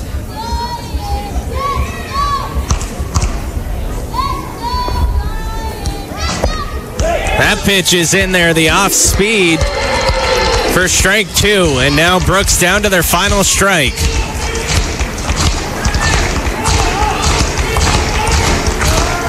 The crowd behind the hometown product, Tyler Hodder. Here's the 0-2 to Rodriguez, and it's fouled back off the netting. Good job by Rodriguez on battling a little bit there and at least finding some contact with the ball to keep this inning alive for the Bombers. Again, you just got the feeling that the end is right here. The 0-2 once again to Rodriguez. Hodder sets. There's the pitch. And he gets a little wild as Ionetti jumps out of his crouch as that pitch misses high. The crowd wants it. They're behind Hodder here at Shell Place. A great crowd on a Tuesday night as the Giants kick off their final homestand of the regular season. Their playoff lives on the line. Rodriguez pops it up. Coming over is Green, just in front of his dugout. Green under it, makes the catch. And the Giants win. They shut out the Brooks Bombers 6-0 here tonight on the back of a complete game effort from Fort McMurrayite Tyler Hodder. What a game. What a great game for the Giants on offense, on defense. But Taylor, that's the star of the game right there is the big man, number 52, Tyler Hodder, plays a complete game, pitches the shutout, only had a couple times really when he was in a jam, found a way to get himself out and carried the Giants to one of the biggest wins for their season so far. A huge win for the Fort McMurray Giants. They keep their playoff lives alive as Lethbridge loses tonight to Medicine Hat, and the Giants gain some ground. They're now 3 games out of a playoff spot with just 5 games left here in the regular season. They will continue this series with the Brooks Bombers tomorrow night, a 7:35 start time. And it's Christmas in July tomorrow at Shell Place, so make sure you come down, grab a turkey leg, and take in some baseball. I mean, that couldn't be a better setup for this season to have a little bit of Christmas in July. I mean, it's going to be a big game tomorrow night.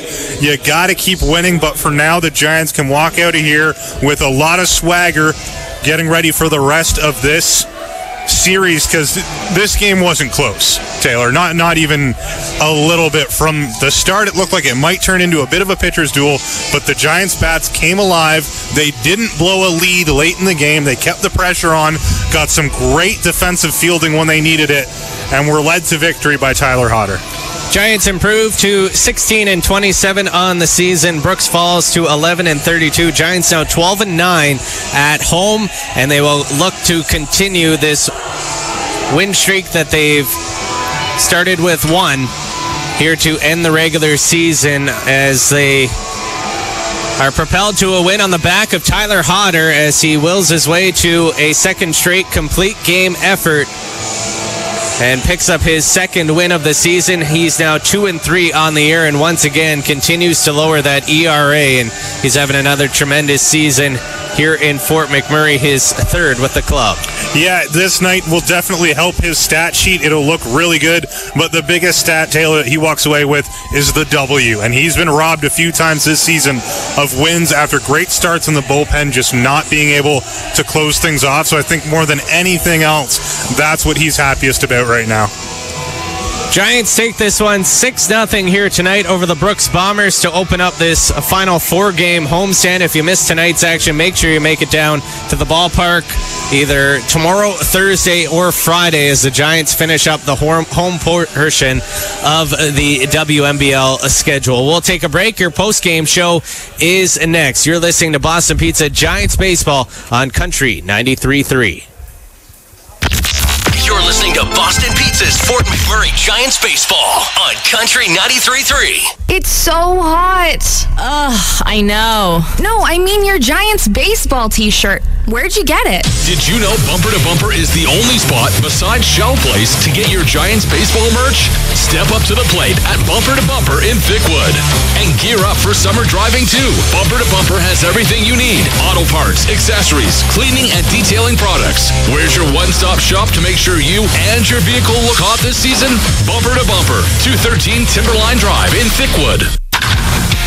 Gather round, Fort McMurray, and let's root for the home team. Boston Pizza Fort McMurray is proud to sponsor Giants baseball on Country 93.3. When hunger hits you during the 7th inning stretch, getting great food is as easy as going online. Order pickup or delivery at bostonpizza.com. While you're there, sign up for My BP Rewards and get deals, freebies, and complimentary dessert on your birthday. Boston Pizza Fort McMurray, downtown and in Timberlake. All right, let's play ball. You're listening to Boston Pizza's Fort McMurray Giants Baseball on Country 93.3. A cardio moment from CrossFit Crude. Don't make a move. Their vision's based on movement. Gotta go. Go. Because cardio can happen when you least expect it. Run! CrossFit Crude can help with experienced and trained coaches motivating you each step of the way. CrossFit Crude is an inclusive, supportive community working together with all fitness levels to help you reach your goals. Begin your journey to a healthier you today. CrossFit Crude, better together. CrossFitCrude.com. You're listening to Boston Pizza's Fort McMurray Giants Baseball on Country 93.3. Live from the Bumper to Bumper broadcast booth. The Fort McMurray Giants shut out the Brooks Bombers here tonight, 6-0 on the back of Fort McMurray. Tyler Hodder, who pitches a complete game shutout and picks up his second straight win for the Giants and his second straight complete game effort. He goes 9 innings, allows 5 hits, 1 walk, has 5 strikeouts in the ball game, and lowers his ERA to 3.31 on the season, as he has been absolutely lights out and arguably the Giants' best player here over the last couple of weeks, Ben. Yeah, he's been incredible. And look, there were a couple other players that we could have given Giant of the game to. There were a couple guys that really stepped up and got the job done, but at the end of the day, it was the pitching by Tyler Hodder that made the difference. As we're joined up here on the post-game show in just a second by Giants manager Pat Riley, as we'll let him get his headset on and get situated here. Pat, a great win, a great team win for your club here tonight, 6-0 over the Brooks Bombers, but back-to-back starts now for Tyler Hodder, where he goes the distance and he powered his way to another win for your ball club. Yeah, he was awesome. I mean, he was awesome. I mean, he competed his butt off, and we needed that. We needed that. Helps our bullpen for tomorrow as well, and can't say enough about it. I mean, it's coming on a short day's rest. A lot of people aren't going to know that. He's on 4 days rest right now, which he hasn't done all season. Lost 2 starters this week. Needed him to step up, and that was a hell of a job. So. Pat, one of the things Taylor alluded to, it was a team effort. You had some great fielding plays.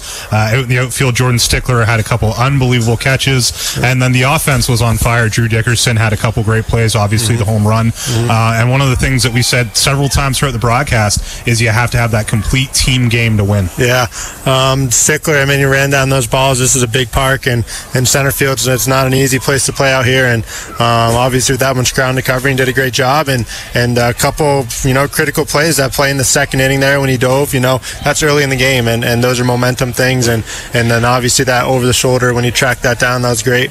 But Drew Dickerson was awesome. He was awesome on the base paths too.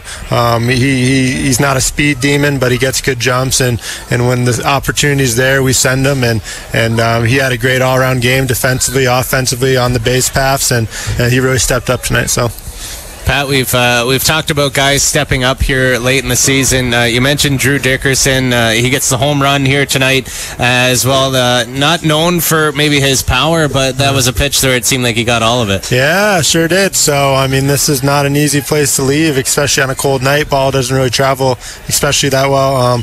But, you know, he did a good job, and I'm happy to see that. He really came to play tonight, and, you know, hopefully it's a good week for him. Hopefully he can build off that and have another good one tomorrow. So, well, one of the senses I got from up here in the broadcast booth was composure. The guys looked like they were relaxed out there on the diamond, that they knew that the mentality right now is just take everything one game at a time. Would you agree it's pretty loose in the dugout right now? Yeah, I mean, it's pretty loose, and we've been loose to an extent throughout the summer.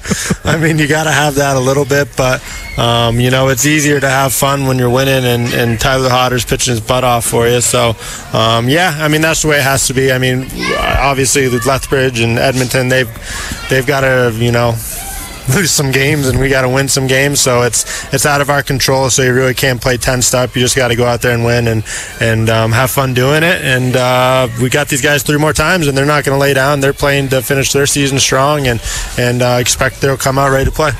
Pat, big win here tonight. Congratulations on the win, and best of luck here the rest of the season. Thank you.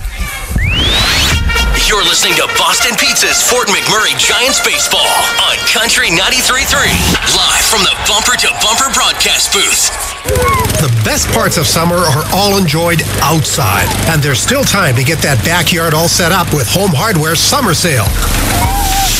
With a great selection of barbecues to choose from and patio set designs to fit your deck, you'll find everything you need to make sure that everyone can savor the best moments of summer right from the comfort of your backyard. Everything you need to sit back, relax, and add a little sizzle to your summer is on sale at Home Hardware on Franklin Avenue. All right, let's play ball. You're listening to Boston Pizza's Fort McMurray Giants Baseball on Country 93.3. Boston Pizza's Fort McMurray Giants Baseball. Hi, I'm Ryan Dunn, pitcher for the Fort McMurray Giants. You're listening to Giants Baseball on Country 93.3. In your line of business, every minute counts.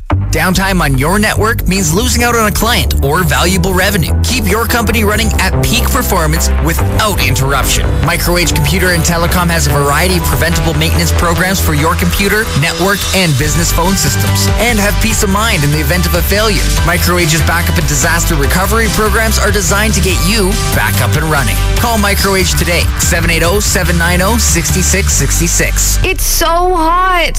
Ugh, I know. No, I mean your Giants baseball t-shirt. Where'd you get it? Did you know Bumper to Bumper is the only spot besides Shell Place to get your Giants baseball merch? Step up to the plate at Bumper to Bumper in Gregoire and gear up for summer driving too. Bumper to Bumper has everything you need. Auto parts, accessories, cleaning and detailing products. Where's your one-stop shop to make sure you and your vehicle look hot this season? Bumper to Bumper, 223 McAlpine Crescent in Gregoire. Welcome back to Shell Place here as the Giants defeat the Brooks Bombers 6-0 here tonight.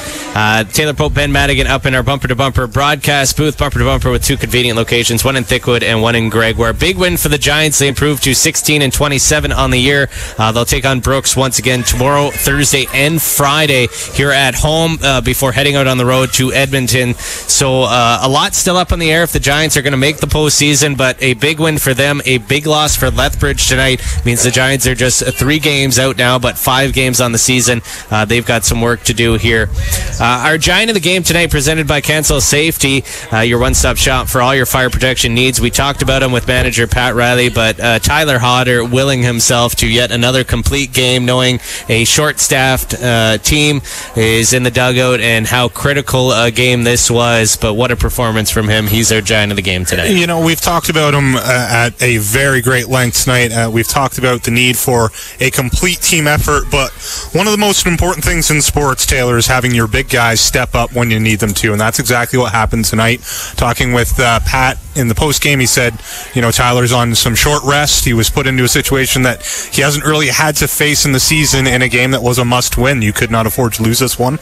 He's one of those guys. He's a veteran of the team. He's a leader on the team, and they needed him to step up and lead the way, and he did that absolutely tonight.